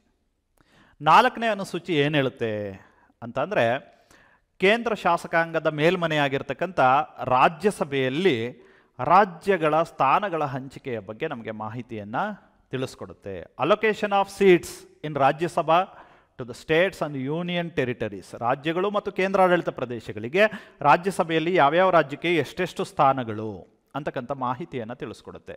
ನಾವು ಅಮೇರಿಕದ ಒಕ್ಕೂಟ ವ್ಯವಸ್ಥೆಯನ್ನು ನೋಡಿದ್ರೆ ಅಮೇರಿಕದಲ್ಲಿ ಸುಮಾರು 50 ರಾಜ್ಯಗಳಿದ್ದಾವೆ. 50 ರಾಜ್ಯದಿಂದನೂ ಪ್ರತಿ ರಾಜ್ಯದಿಂದನೂ ಇಬ್ಬರಿಬ್ಬರು ಸದಸ್ಯರು ಅಲ್ಲಿ ಸೆನೆಟ್, ಅಲ್ಲಿನ ಮೇಲ್ಮನೆ ಆಗಿದೆ, ಕಾಂಗ್ರೆಸ್ನ ಮೇಲ್ಮನೆ ಅಲ್ಲಿ ಸೆನೆಟ್ ಆಗಿರುತ್ತೆ. ಸೆನೆಟಲ್ಲಿ ಪ್ರತಿ ರಾಜ್ಯದಿಂದ 2 ಪ್ರತಿನಿಧಿಗಳು, ಅಲ್ಲಿ ಜನಸಂಖ್ಯೆ ಎಷ್ಟಾದರೂ ಇರಲಿ ಅಥವಾ ಆ ರಾಜ್ಯ ಎಷ್ಟು ದೊಡ್ಡ ವಿಸ್ತೀರ್ಣನಾರು ಹೊಂದಿರಲಿ ಅದು ಮುಖ್ಯ ಆಗಿರಲ್ಲ, ಅಲ್ಲಿ ಪ್ರತಿ ರಾಜ್ಯಕ್ಕೆ 2 ಪ್ರತಿನಿಧಿಗಳನ್ನು ಆಯ್ಕೆ ಮಾಡೋದನ್ನು ಕಾಣ್ತೀವಿ. ಆದರೆ ಭಾರತದಲ್ಲಿ ಆ ರೀತಿ ಇಲ್ಲ. ಭಾರತದ ಮೇಲ್ಮನೆ ರಾಜ್ಯಸಭೆಯಲ್ಲಿ ಗರಿಷ್ಠ 250 ಜನ ಸದಸ್ಯರಿರ್ತಾರೆ. ಅದರಲ್ಲಿ ಪ್ರಸ್ತುತ ಈಗ 245 ಜನ ಸದಸ್ಯರಿರೋದನ್ನು ಕಾಣ್ತೀವಿ. ಹೇಗೆ ಈ ಸ್ಥಾನಗಳನ್ನು ನಿರ್ಧಾರ ಮಾಡ್ತಾರೆ ಅಂತಂದರೆ, ಜನಸಂಖ್ಯೆಯ ಆಧಾರದ ಮೇಲೆ, ಆಯಾ ರಾಜ್ಯಗಳು ಹೊಂದಿರುವ ಜನಸಂಖ್ಯೆಯ ಆಧಾರದ ಮೇಲೆ ಆಯಾ ರಾಜ್ಯಗಳಿಗೆ ಸ್ಥಾನಗಳನ್ನು ಹಂಚಿಕೆ ಮಾಡಿರೋದನ್ನು ನಾವು ಕಾಣಬಹುದು. ವಿವಿಧ ರಾಜ್ಯಗಳಿಂದ ಈಗ ಪ್ರಸ್ತುತ ಇರತಕ್ಕಂಥ 245 ಜನ ಸದಸ್ಯರಲ್ಲಿ ವಿವಿಧ ರಾಜ್ಯಗಳಿಂದ ಸುಮಾರು 233 ಜನ ಸದಸ್ಯರನ್ನು ಆ ರಾಜ್ಯಗಳ ವಿಧಾನಸಭಾ ಸದಸ್ಯರು ಆಯ್ಕೆ ಮಾಡಿ ಕಳಿಸೋದನ್ನು ನಾವು ಕಾಣ್ತೀವಿ. ರಾಜ್ಯ ಶಾಸಕಾಂಗದ ಸದಸ್ಯರು ಆಯ್ಕೆ ಮಾಡಿ ಕಳಿಸೋದನ್ನು ಕಾಣ್ತೀವಿ. ಇನ್ನು ಉಳಿದ 12 ಸ್ಥಾನಗಳಿಗೆ ರಾಷ್ಟ್ರಪತಿಗಳು ವಿವಿಧ ಕ್ಷೇತ್ರಗಳಲ್ಲಿ ಸಾಧನೆಗೈದಂಥ ಪರಿಣಿತರನ್ನು ನಾಮಕರಣ ಮಾಡೋದನ್ನು ಕಾಣ್ತೀವಿ. ಈ ರಾಜ್ಯಸಭೆ ಬಗ್ಗೆ ಇನ್ನೊಂದಷ್ಟು ಮಾಹಿತಿ ಏನಪ್ಪ ಅಂತಂದರೆ, ರಾಜ್ಯಸಭೆ ಒಂದು ಶಾಶ್ವತ ಸದನ. ಯಾವತ್ತೂ ಇದು ಏಕಕಾಲಕ್ಕೆ ಖಾಲಿ ಆಗ್ತಕ್ಕಂಥ ಸದನ ಅಲ್ಲ. ಪ್ರತಿ 2 ವರ್ಷಕ್ಕೊಮ್ಮೆ ಸುಮಾರು 1/3 ಸದಸ್ಯರು ನಿವೃತ್ತಿಯನ್ನು ಹೊಂದ್ತಾರೆ. ಈ ರಾಜ್ಯಸಭೆಗೆ ಸಾಮಾನ್ಯವಾಗಿ ನಮ್ಮ ದೇಶದ ಉಪರಾಷ್ಟ್ರಪತಿಗಳು ರಾಜ್ಯಸಭೆಯ ಅಧ್ಯಕ್ಷರಾಗಿ ಅಥವಾ ಚೇರ್ಮನ್ ಆಗಿ ಕೆಲಸ ನಿರ್ವಹಿಸ್ತಾರೆ. ಪ್ರಸ್ತುತ ವೆಂಕಯ್ಯ ನಾಯ್ಡು ಅವರು ರಾಜ್ಯಸಭೆಯ ಸಭಾ ಅಧ್ಯಕ್ಷರಾಗಿ ಕಾರ್ಯನಿರ್ವಹಿಸ್ತಾ ಇದ್ದಾರೆ, ಅಂದರೆ ಉಪರಾಷ್ಟ್ರಪತಿಗಳಾಗಿರೋದ್ರಿಂದ. ಹಾಗೆಯೇ ಒಬ್ಬ ಡೆಪ್ಟಿ ಚೇರ್ಮನ್ ಕೂಡ ಇರ್ತಾರೆ. ಸದ್ಯಕ್ಕೆ ಹರಿವಂಶ ನಾರಾಯಣ ಅಂತಕ್ಕಂಥವರು JDU ಸದಸ್ಯರು. ಇವರು ಈಗ ಸದ್ಯಕ್ಕೆ ಅಲ್ಲಿ ಡೆಪ್ಟಿ ಚೇರ್ಮನ್ ಆಗಿ ಕೆಲಸ ನಿರ್ವಹಿಸ್ತಾ ಇರೋದನ್ನು ಕಾಣಬಹುದು. ಇನ್ನು ರಾಜ್ಯಸಭೆಯ ಈಗ ಪ್ರಸ್ತುತ ನಾಯಕರು ಯಾರು ಅಂತ ನೋಡಿದರೆ, BJPಯ ತಾವರ್ ಚಂದ್ ಗೆಹ್ಲೋಟ್ ಅಂತಕ್ಕಂಥವರು ರಾಜ್ಯಸಭೆಯಲ್ಲಿ ಲೀಡರ್ ಆಗಿ ಕೆಲಸವನ್ನು ಮಾಡ್ತಾ ಇದ್ದಾರೆ. ಹಾಗೆಯೇ ವಿರೋಧ ಪಕ್ಷದ ನಾಯಕರಾಗಿ ಗುಲಾಂ ನಬಿ ಆಜಾದ್ ಅವರು ಕಾಂಗ್ರೆಸ್ ಪಕ್ಷದವರು ಇವರು ಕಾರ್ಯನಿರ್ವಹಿಸ್ತಾ ಇರೋದನ್ನು ಕಾಣಬಹುದು. ಇನ್ನು ರಾಜ್ಯಸಭೆಗೆ ಅತಿ ಹೆಚ್ಚು ಸದಸ್ಯರನ್ನು ಯಾವ ರಾಜ್ಯದಿಂದ ಕಳಿಸ್ತಾರೆ ಅಂತಂದರೆ, 31 ಜನ ಸದಸ್ಯರನ್ನು ಉತ್ತರ ಪ್ರದೇಶ ರಾಜ್ಯದಿಂದ ಆಯ್ಕೆ ಮಾಡಿ ಕಳಿಸ್ತಾರೆ. ಯಾಕೆಂದರೆ ಉತ್ತರ ಪ್ರದೇಶ ಇಡೀ ದೇಶದಲ್ಲೇ ಅತಿ ಹೆಚ್ಚು ಜನಸಂಖ್ಯೆಯನ್ನು ಹೊಂದಿರತಕ್ಕಂಥ ಒಂದು ರಾಜ್ಯ. ಸುಮಾರು 20 ಕೋಟಿಗೂ ಹೆಚ್ಚು ಜನ ಉತ್ತರ ಪ್ರದೇಶದಲ್ಲಿ ಇರೋದನ್ನು ನಾವು ಕಾಣ್ತೀವಿ. ಇನ್ನು ಕರ್ನಾಟಕದಿಂದ ಎಷ್ಟು ಹೋಗ್ತಾರೆ ಸರ್ ಅಂತ ನೀವು ಕೇಳ್ಬೋದು. ಕರ್ನಾಟಕದಿಂದ ರಾಜ್ಯಸಭೆಗೆ 12 ಜನ ಸದಸ್ಯರು ಆಯ್ಕೆ ಆಗ್ತಾರೆ. ಹಾಗೆ ಲೋಕಸಭೆಗೆ 28. ಒಟ್ಟು 40 ಸಂಸದರು ಕರ್ನಾಟಕದಿಂದ ಆಯ್ಕೆ ಆಗ್ತಾರೆ. 28 ಲೋಕಸಭಾ ಸದಸ್ಯರು, 12 ಜನ ರಾಜ್ಯಸಭಾ ಸದಸ್ಯರು. ಪ್ರಸ್ತುತ ರಾಜ್ಯಸಭೆಯ ಬಲಾಬಲವನ್ನು ನೋಡೋದಾದರೆ, ಆಡಳಿತ ಪಕ್ಷವಾಗಿ NDA ಸಮೂಹ ಇದೆ. ಹಾಗಾಗಿ ಅವರ ಸ್ಥಾನಮಾನ ಇತ್ತೀಚಿನ ಒಂದು ವರದಿ ಪ್ರಕಾರ 116 ಸ್ಥಾನಗಳು NDA ಒಂದು ಗುಂಪಿನಲ್ಲಿ ಇದೆ. ವಿರೋಧ ಪಕ್ಷಗಳಾಗಿ UPA ಮತ್ತು ಅದರ್ಸ್ ಎರಡೂ ಸೇರಿ ವಿರೋಧ ಪಕ್ಷಗಳಾಗಿ ಸುಮಾರು 126 ಸ್ಥಾನಗಳನ್ನು ಹೊಂದಿವೆ. ಇನ್ನು 2 ಹುದ್ದೆಗಳು ಖಾಲಿ ಇದ್ದಾವೆ. ಇನ್ನು ಮತ್ತೊಂದು ಬಹಳ ಮುಖ್ಯವಾದಂಥ ಅನುಸೂಚಿ 5ನೇ ಅನುಸೂಚಿ, ಶೆಡ್ಯೂಲ್ ನಂಬರ್ 5. ಇದು ಏನು ಹೇಳುತ್ತೆ ಅಂತ ಅಂದರೆ, ಪರಿಶಿಷ್ಟ ಪ್ರದೇಶ ಮತ್ತು ಪರಿಶಿಷ್ಟ ಬುಡಕಟ್ಟುಗಳ ಆಡಳಿತ ಮತ್ತು ನಿಯಂತ್ರಣಕ್ಕೆ ಸಂಬಂಧಿಸಿದಂತೆ ತಿಳಿಸ್ಕೊಡುತ್ತೆ. ನಾನಿಲ್ಲೊಂದು ಮ್ಯಾಪ್ ಹಾಕ್ಕೊಂಡಿದ್ದೀನಿ. ಅದರಲ್ಲಿ ಹಸಿರು ಬಣ್ಣದಲ್ಲಿ ಒಂದಷ್ಟು ಪ್ರದೇಶಗಳನ್ನು ಅಲ್ಲಿ ಮಾರ್ಕ್ ಮಾಡಲಾಗಿದೆ. ಅದು ಏನಪ್ಪ ಅಂತ ಅಂದರೆ, ಅಲ್ಲಿ ಕೆಲವು ಪ್ರದೇಶಗಳು ಭಾರತದಲ್ಲಿ ಅತ್ಯಂತ ಹಿಂದುಳಿದ ಪ್ರದೇಶಗಳಾಗಿವೆ. ಆ ಪ್ರದೇಶಗಳಲ್ಲಿರ್ತಕ್ಕಂಥ, ಅಂದರೆ ಅವನ್ನ ಪರಿಶಿಷ್ಟ ಪ್ರದೇಶಗಳು ಅಂತ ಹೇಳಿ ಕರೀತಾರೆ, ಶೆಡ್ಯೂಲ್ಡ್ ಏರಿಯಾಸ್. ಈ ಏರಿಯಾಗಳನ್ನು ಅಭಿವೃದ್ಧಿ ಮಾಡೋದಕ್ಕೆ ವಿಶೇಷವಾದಂಥ ಗಮನವನ್ನು ದೇಶದ ಸರ್ಕಾರ ವಹಿಸಬೇಕಾಗಿರುತ್ತೆ. ಆ ಕಾರಣಕ್ಕಾಗಿ ಇವುಗಳನ್ನು ಅಲ್ಲಿ ಪಟ್ಟಿ ಮಾಡಲಾಗಿದೆ. ಆ ಪ್ರದೇಶದಲ್ಲಿ ಒಂದಷ್ಟು ಬುಡಕಟ್ಟು ಜನರು ಇರ್ತಾರೆ. ಆ ಬುಡಕಟ್ಟು ಜನರ ಆಡಳಿತವನ್ನು, ಅಂದರೆ ಅವರ ಒಂದು ಅಭಿವೃದ್ಧಿಯನ್ನು ಸಾಧಿಸಬೇಕಾದ್ರೆ ಈ ಪಟ್ಟಿನಲ್ಲಿ ವಿಶೇಷ ಸ್ಥಾನವನ್ನು ಅವರಿಗೆ ನೀಡಲಾಗಿರುತ್ತೆ, ಗಮನ ನೀಡಬೇಕಾಗಿರುತ್ತೆ. ಆ ಕಾರಣಕ್ಕಾಗಿ ಪರಿಶಿಷ್ಟ 5ರಲ್ಲಿ ಅಥವಾ ಅನುಸೂಚಿ 5ರಲ್ಲಿ ನಾವು ಬುಡಕಟ್ಟು ಪ್ರದೇಶ ಮತ್ತು ಬುಡಕಟ್ಟು ಜನರ ಆಡಳಿತ ಮತ್ತು ನಿಯಂತ್ರಣಕ್ಕೆ ಸಂಬಂಧಿಸಿದ ವಿಚಾರಗಳನ್ನು ಸೇರಿಸಲಾಗಿದೆ.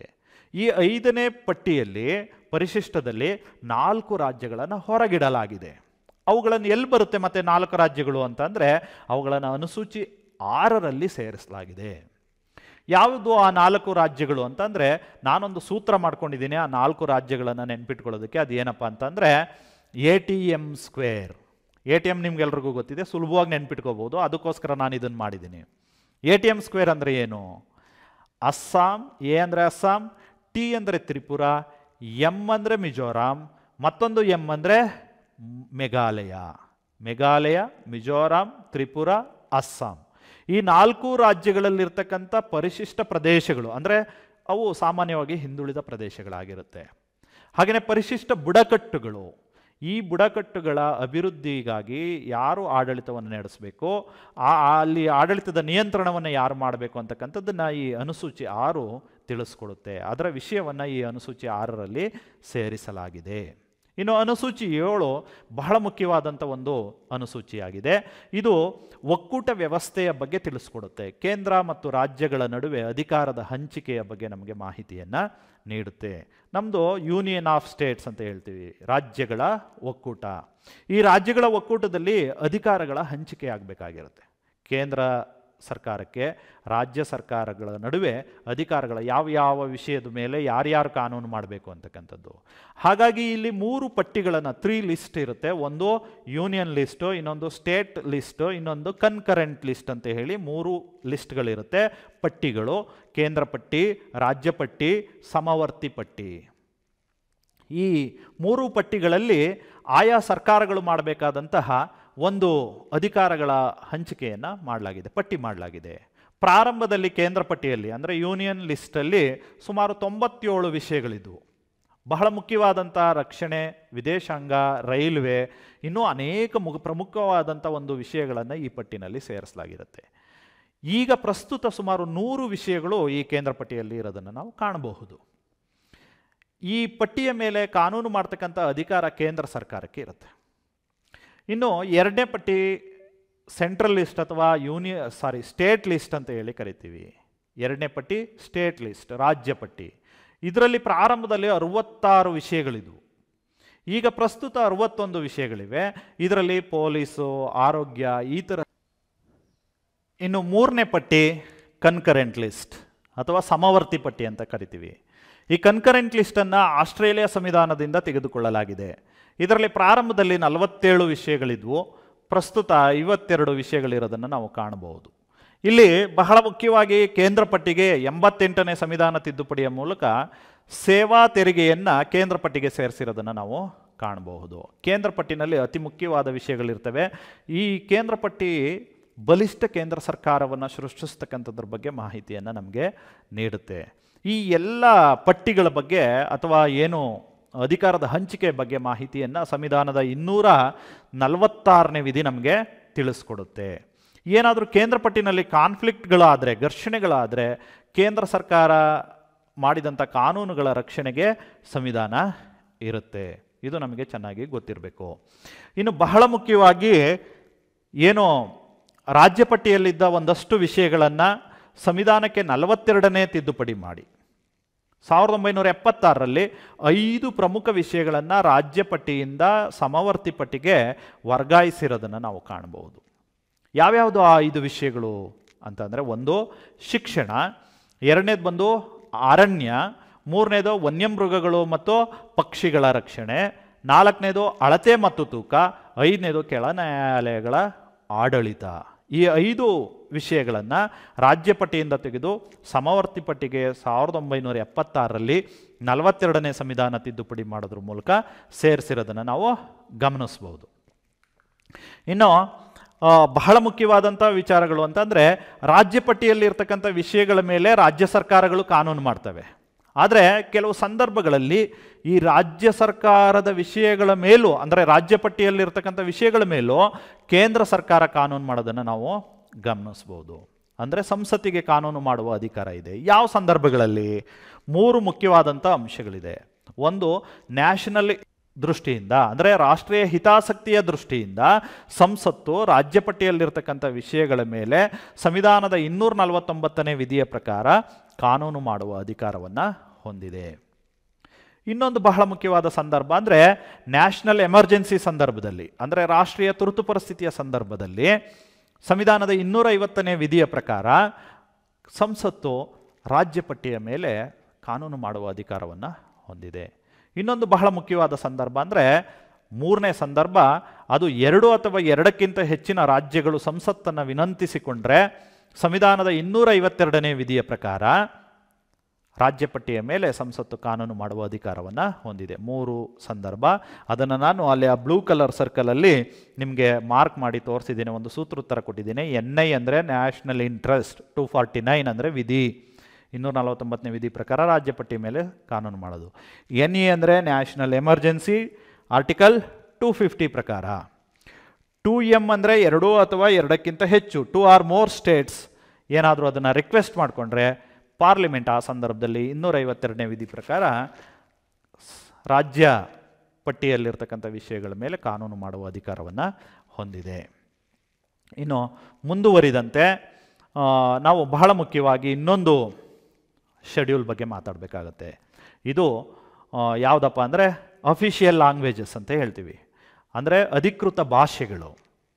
ಸಂವಿಧಾನದ 8ನೇ ಅನುಸೂಚಿಯಲ್ಲಿ ಪ್ರಾರಂಭದಲ್ಲಿ ಸಂವಿಧಾನ ಜಾರಿಗೆ ಬಂದಂಥ ಸಂದರ್ಭದಲ್ಲಿ 14 ಭಾಷೆಗಳಿದ್ವು.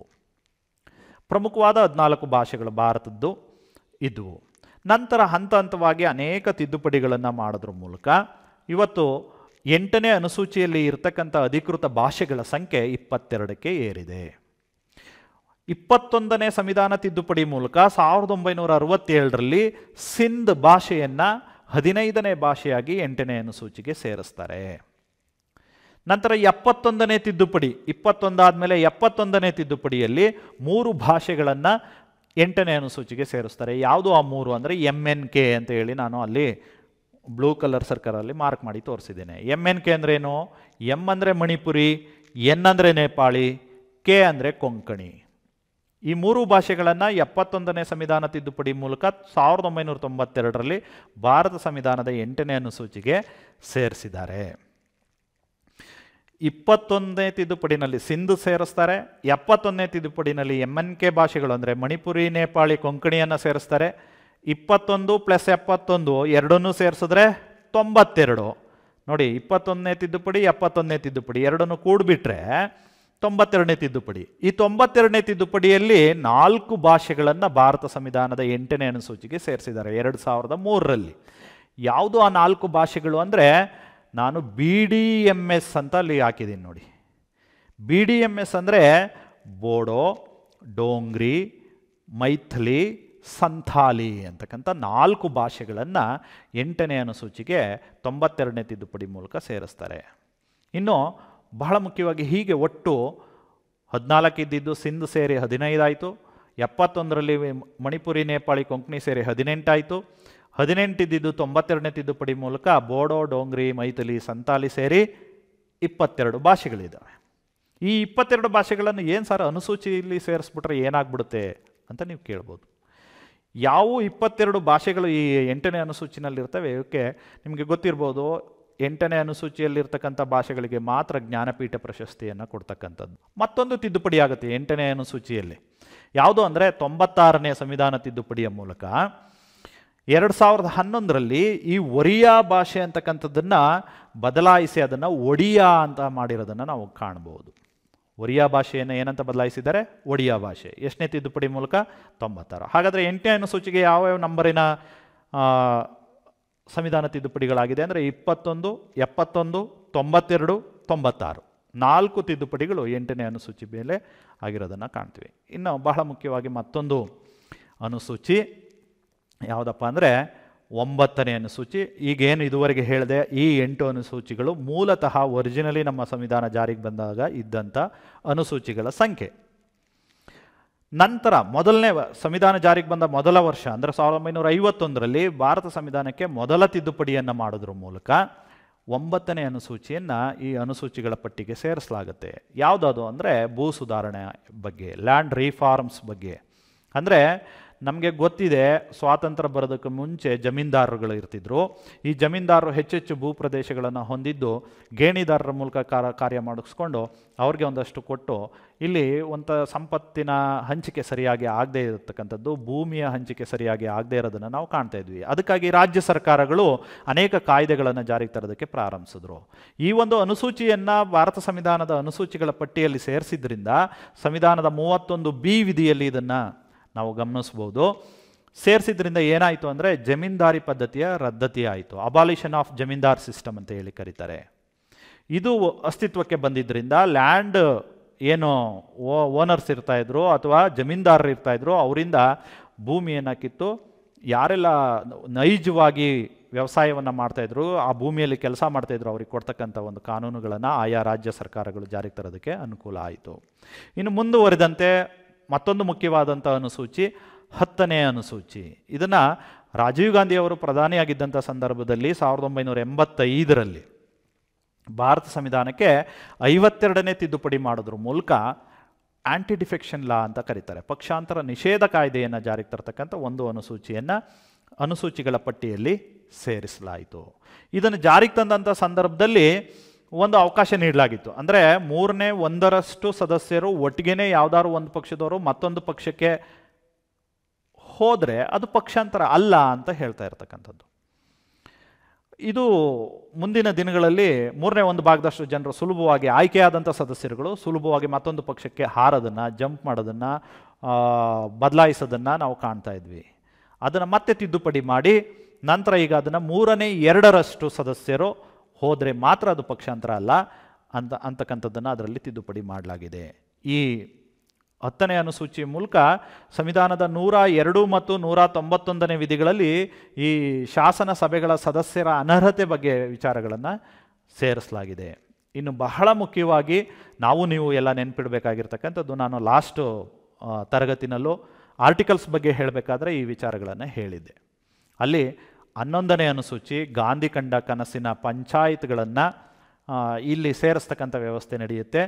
ಸುಮಾರು ಅದಕ್ಕೆ ಒಂದು ದೊಡ್ಡ ಪ್ರೋಸೆಸ್ಸೇ ನಡೆದಿರುತ್ತೆ. ಬಲವಂತರಾಯ್ ಮೆಹ್ತಾ ಸಮಿತಿ, ಅಶೋಕ್ ಮೆಹ್ತಾ ಸಮಿತಿ, LM ಸಿಂಘ್ವಿ ಸಮಿತಿ, ಇವೆಲ್ಲ ವರದಿಗಳು ಕೊಟ್ಟು ಅನೇಕ ರಾಜ್ಯಗಳು ಅನೇಕ ರೀತಿಯ ಸ್ಥಳೀಯ ಸರ್ಕಾರಗಳನ್ನು ಅಸ್ತಿತ್ವಕ್ಕೆ ತಂದಿದ್ದು, ಇದನ್ನೆಲ್ಲ ತಿಳ್ಕೊಂಡಾದಮೇಲೆ ಅಂತಿಮವಾಗಿ ಈ ಪಂಚಾಯಿತಿಗಳಿಗೆ ಸಂವಿಧಾನದಲ್ಲಿ ಸ್ಥಾನಮಾನ ನೀಡಬೇಕು, ಪಂಚಾಯತ್ ವ್ಯವಸ್ಥೆ ಬಗ್ಗೆ ಸಂವಿಧಾನದಲ್ಲಿ ಪ್ರಸ್ತಾಪ ಆಗಬೇಕು, ಸಾಂವಿಧಾನಿಕ ಸ್ಥಾನಮಾನ ಸಿಗಬೇಕು ಅಂತಕ್ಕಂಥ ದೃಷ್ಟಿಯಿಂದ ಸಂವಿಧಾನಕ್ಕೆ 73ನೇ ತಿದ್ದುಪಡಿ ಮಾಡೋದ್ರ ಮೂಲಕ ಗ್ರಾಮೀಣ ಸ್ಥಳೀಯ ಸರ್ಕಾರಗಳು ಅಥವಾ ಪಂಚಾಯತ್ಸ್ ಅಂತಕ್ಕಂಥ ಒಂದು ಹೆಡಿಂಗಲ್ಲಿ 11ನೇ ಅನುಸೂಚಿಯನ್ನು ಸೃಷ್ಟಿಸಲಾಯಿತು.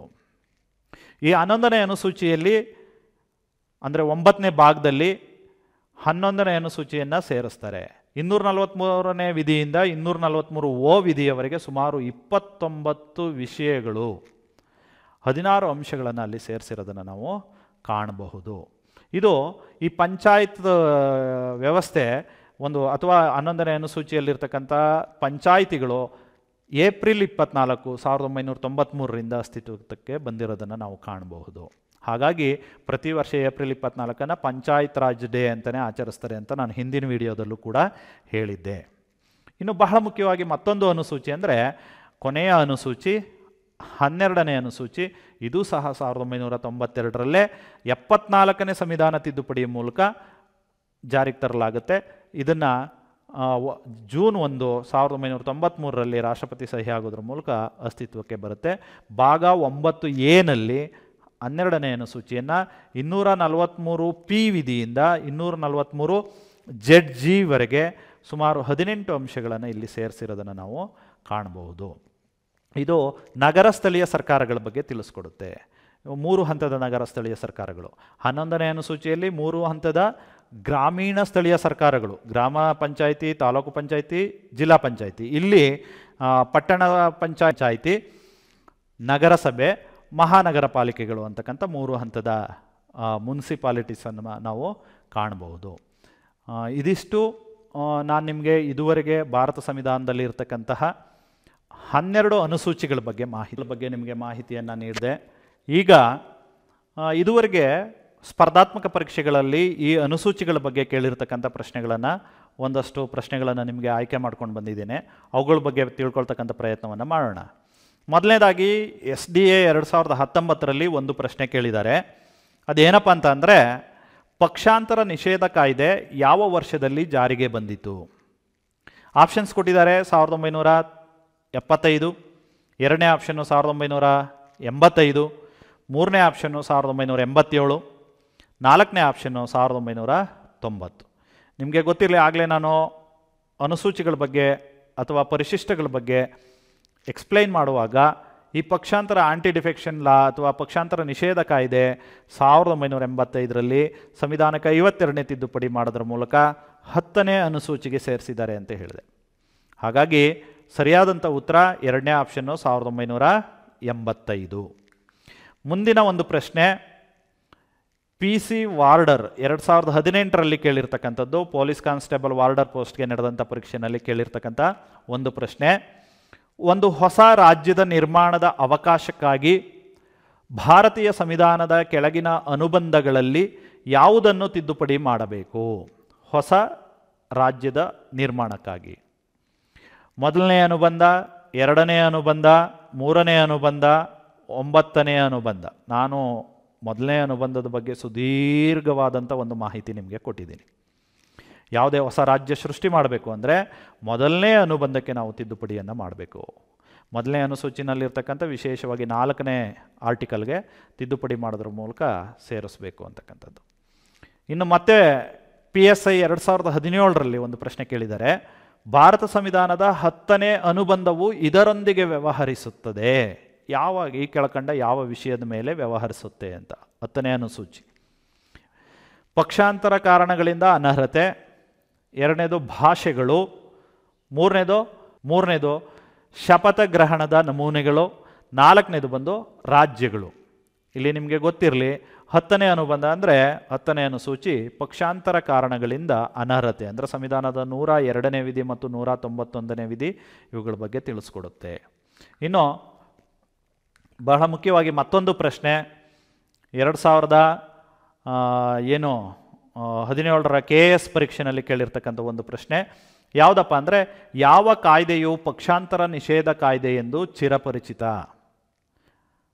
52ನೇ ತಿದ್ದುಪಡಿ ಕಾಯ್ದೆ, 62ನೇ ತಿದ್ದುಪಡಿ ಕಾಯ್ದೆ, 69ನೇ ತಿದ್ದುಪಡಿ ಕಾಯ್ದೆ, ಮೇಲಿನ ಯಾವುದೂ ಅಲ್ಲ. ನಿಮಗೆ ಗೊತ್ತಿದೆ, ಗೆಸ್ ಮಾಡಿರ್ತೀರ ಯಾವುದು? 52ನೇ ತಿದ್ದುಪಡಿ ಕಾಯ್ದೆ, ಪಕ್ಷಾಂತರ ನಿಷೇಧ ಕಾಯ್ದೆ. ಇನ್ನು FDA 2011ರಲ್ಲಿ ಒಂದು ಪ್ರಶ್ನೆಯನ್ನು ಕೇಳಿದ್ದಾರೆ. ಏನಂದರೆ ಪಟ್ಟಿ 1 ಪಟ್ಟಿ 2 ಅಂತ 2 ಪಟ್ಟಿಗಳನ್ನು ಕೊಟ್ಟು ಅದರಲ್ಲಿ ಒಂದು ಕಡೆ ಸಂವಿಧಾನ, ಇನ್ನೊಂದು ಕಡೆ ಅವಕಾಶ. ಸಂವಿಧಾನ ಯಾವ ಅವಕಾಶಗಳನ್ನು ಕೊಟ್ಟಿದೆ? ಸಂವಿಧಾನ ಅಂತ ಪಟ್ಟಿ 1ರಲ್ಲಿ ರಾಜ್ಯನೀತಿ ನಿರ್ದೇಶಕ ತತ್ವಗಳು, 2ನೇದು ಮೂಲಭೂತ ಹಕ್ಕುಗಳು, ಸಿನಲ್ಲಿ ಮೂಲಭೂತ ಕರ್ತವ್ಯಗಳು, ಲಾಸ್ಟ್ ಡಿನಲ್ಲಿ 5ನೇ ಅನುಸೂಚಿ. ನೋಡಿ 5ನೇ ಅನುಸೂಚಿ ಕೊಟ್ಟಿದ್ದಾರೆ. ಈ ಕಡೆ ಬಂದು ಪಟ್ಟಿ 2ರಲ್ಲಿ ಮೊದಲನೇದು ಅನುಸೂಚಿತ ಪ್ರದೇಶಗಳು. ನಿಮಗೆ ಗೊತ್ತಿದೆ 5ನೇ ಅನುಸೂಚಿ ಅನುಸೂಚಿತ ಪ್ರದೇಶಗಳು, ಶೆಡ್ಯೂಲ್ಡ್ ಏರಿಯಾಸ್, ಅದರ ಬಗ್ಗೆ ಡೀಲ್ ಮಾಡುತ್ತೆ. ಹಾಗಾಗಿ ಡಿಗೆ ಉತ್ತರ ಮೊದಲನೇದು. ನೆಕ್ಸ್ಟು 2ನೇ ಆಪ್ಷನ್ನು ಏಕರೂಪ ಸಿವಿಲ್ ಸಂಹಿತೆ. ಇದು ನಿಮಗೆ ಗೊತ್ತಿದೆ, ಸಂವಿಧಾನದ 44ನೇ ವಿಧಿನಲ್ಲಿ ರಾಜ್ಯ ನಿರ್ದೇಶಕ ತತ್ವಗಳಲ್ಲಿರ್ತಕ್ಕಂಥ ಅಂಶ. ನೆಕ್ಸ್ಟು 3ನೇದು ಅಸ್ಪರ್ಶತೆ ನಿರ್ಮೂಲನೆ. ನಿಮ್ಗೆ ಗೊತ್ತಿದೆ, ಮೂಲಭೂತ ಹಕ್ಕುಗಳಲ್ಲಿ 17ನೇ ವಿಧಿನಲ್ಲಿ ಇದು ಮಾಹಿತಿ ಇದೆ. ನಾನು ಲಾಸ್ಟ್ ವಿಡಿಯೋದಲ್ಲಿ ಇದ್ರ ಬಗ್ಗೆ ಮಾಹಿತಿ ಕೊಟ್ಟಿದ್ದೀನಿ. ಇನ್ನು ನೆಕ್ಸ್ಟು ರಾಷ್ಟ್ರಧ್ವಜಕ್ಕೆ ಗೌರವ. ನಮಗೆಲ್ರಿಗೂ ಗೊತ್ತಿದೆ, ರಾಷ್ಟ್ರಧ್ವಜಕ್ಕೆ ಗೌರವ ಸಲ್ಲಿಸ್ತಕ್ಕಂಥದ್ದು ಸಂವಿಧಾನದ 51A ಕೊಟ್ಟಿರ್ತಕ್ಕಂಥ ಮೂಲಭೂತ ಕರ್ತವ್ಯ. ಇದಿಷ್ಟು ನಿಮಗೆ ನಾನು ಅನುಸೂಚಿಗಳ ಬಗ್ಗೆ ಸಾಕಷ್ಟು ಮಾಹಿತಿ ಕೊಡ್ತಕ್ಕಂಥ ಒಂದು ಪ್ರಯತ್ನವನ್ನು ಮಾಡಿದ್ದೇನೆ. ನಿಮಗೆ ನಾನು ಮಾಡ್ತಾ ಇರತಕ್ಕಂಥ ವಿಡಿಯೋಗಳು ಇಷ್ಟ ಆದರೆ ದಯವಿಟ್ಟು ನಮ್ಮ ಚಾನಲನ್ನು ಸಬ್ಸ್ಕ್ರೈಬ್ ಮಾಡಿ. ನಿಮಗೆ ಇನ್ನೂ ಹೆಚ್ಚು ಸಂವಿಧಾನದ ಬಗ್ಗೆ, ಬೇರೆ ಬೇರೆ ವಿಷಯಗಳ ಬಗ್ಗೆ, ಸ್ಪರ್ಧಾತ್ಮಕ ಪರೀಕ್ಷೆಗಳಿಗೆ ಉಪಯುಕ್ತವಾಗ್ತಕ್ಕಂಥ ಮಾಹಿತಿಯನ್ನು ಇನ್ನು ಮುಂದೆ ಕೊಡ್ತಾ ಹೋಗ್ತೀನಿ. ನಿಮ್ಮ ಸಹಕಾರ ಹೀಗೇ ಇರಲಿ. ಜೊತೆಗೆ ನಿಮಗೆ ಈ ಒಂದು ಏನು ವಿಡಿಯೋದು ಅಂಶಗಳಿರುತ್ತೆ ಅದರ PDF ಡಿಸ್ಕ್ರಿಪ್ಷನಲ್ಲಿ ಹಾಕಿರ್ತೀವಿ, ಡೌನ್ಲೋಡ್ ಮಾಡ್ಕೊಳ್ಳಿ. ನೀವು ಹೆಚ್ಚು ಸಹಕಾರ ಕೊಡ್ತೀರಾ, ಹೆಚ್ಚು ನಮ್ಮ ಚಾನಲನ್ನು ಸಬ್ಸ್ಕ್ರೈಬ್ ಮಾಡ್ತೀರಾ ಅಂತ ಹೇಳ್ತಾ ನಮಸ್ಕಾರ, ಧನ್ಯವಾದಗಳು. Thank you.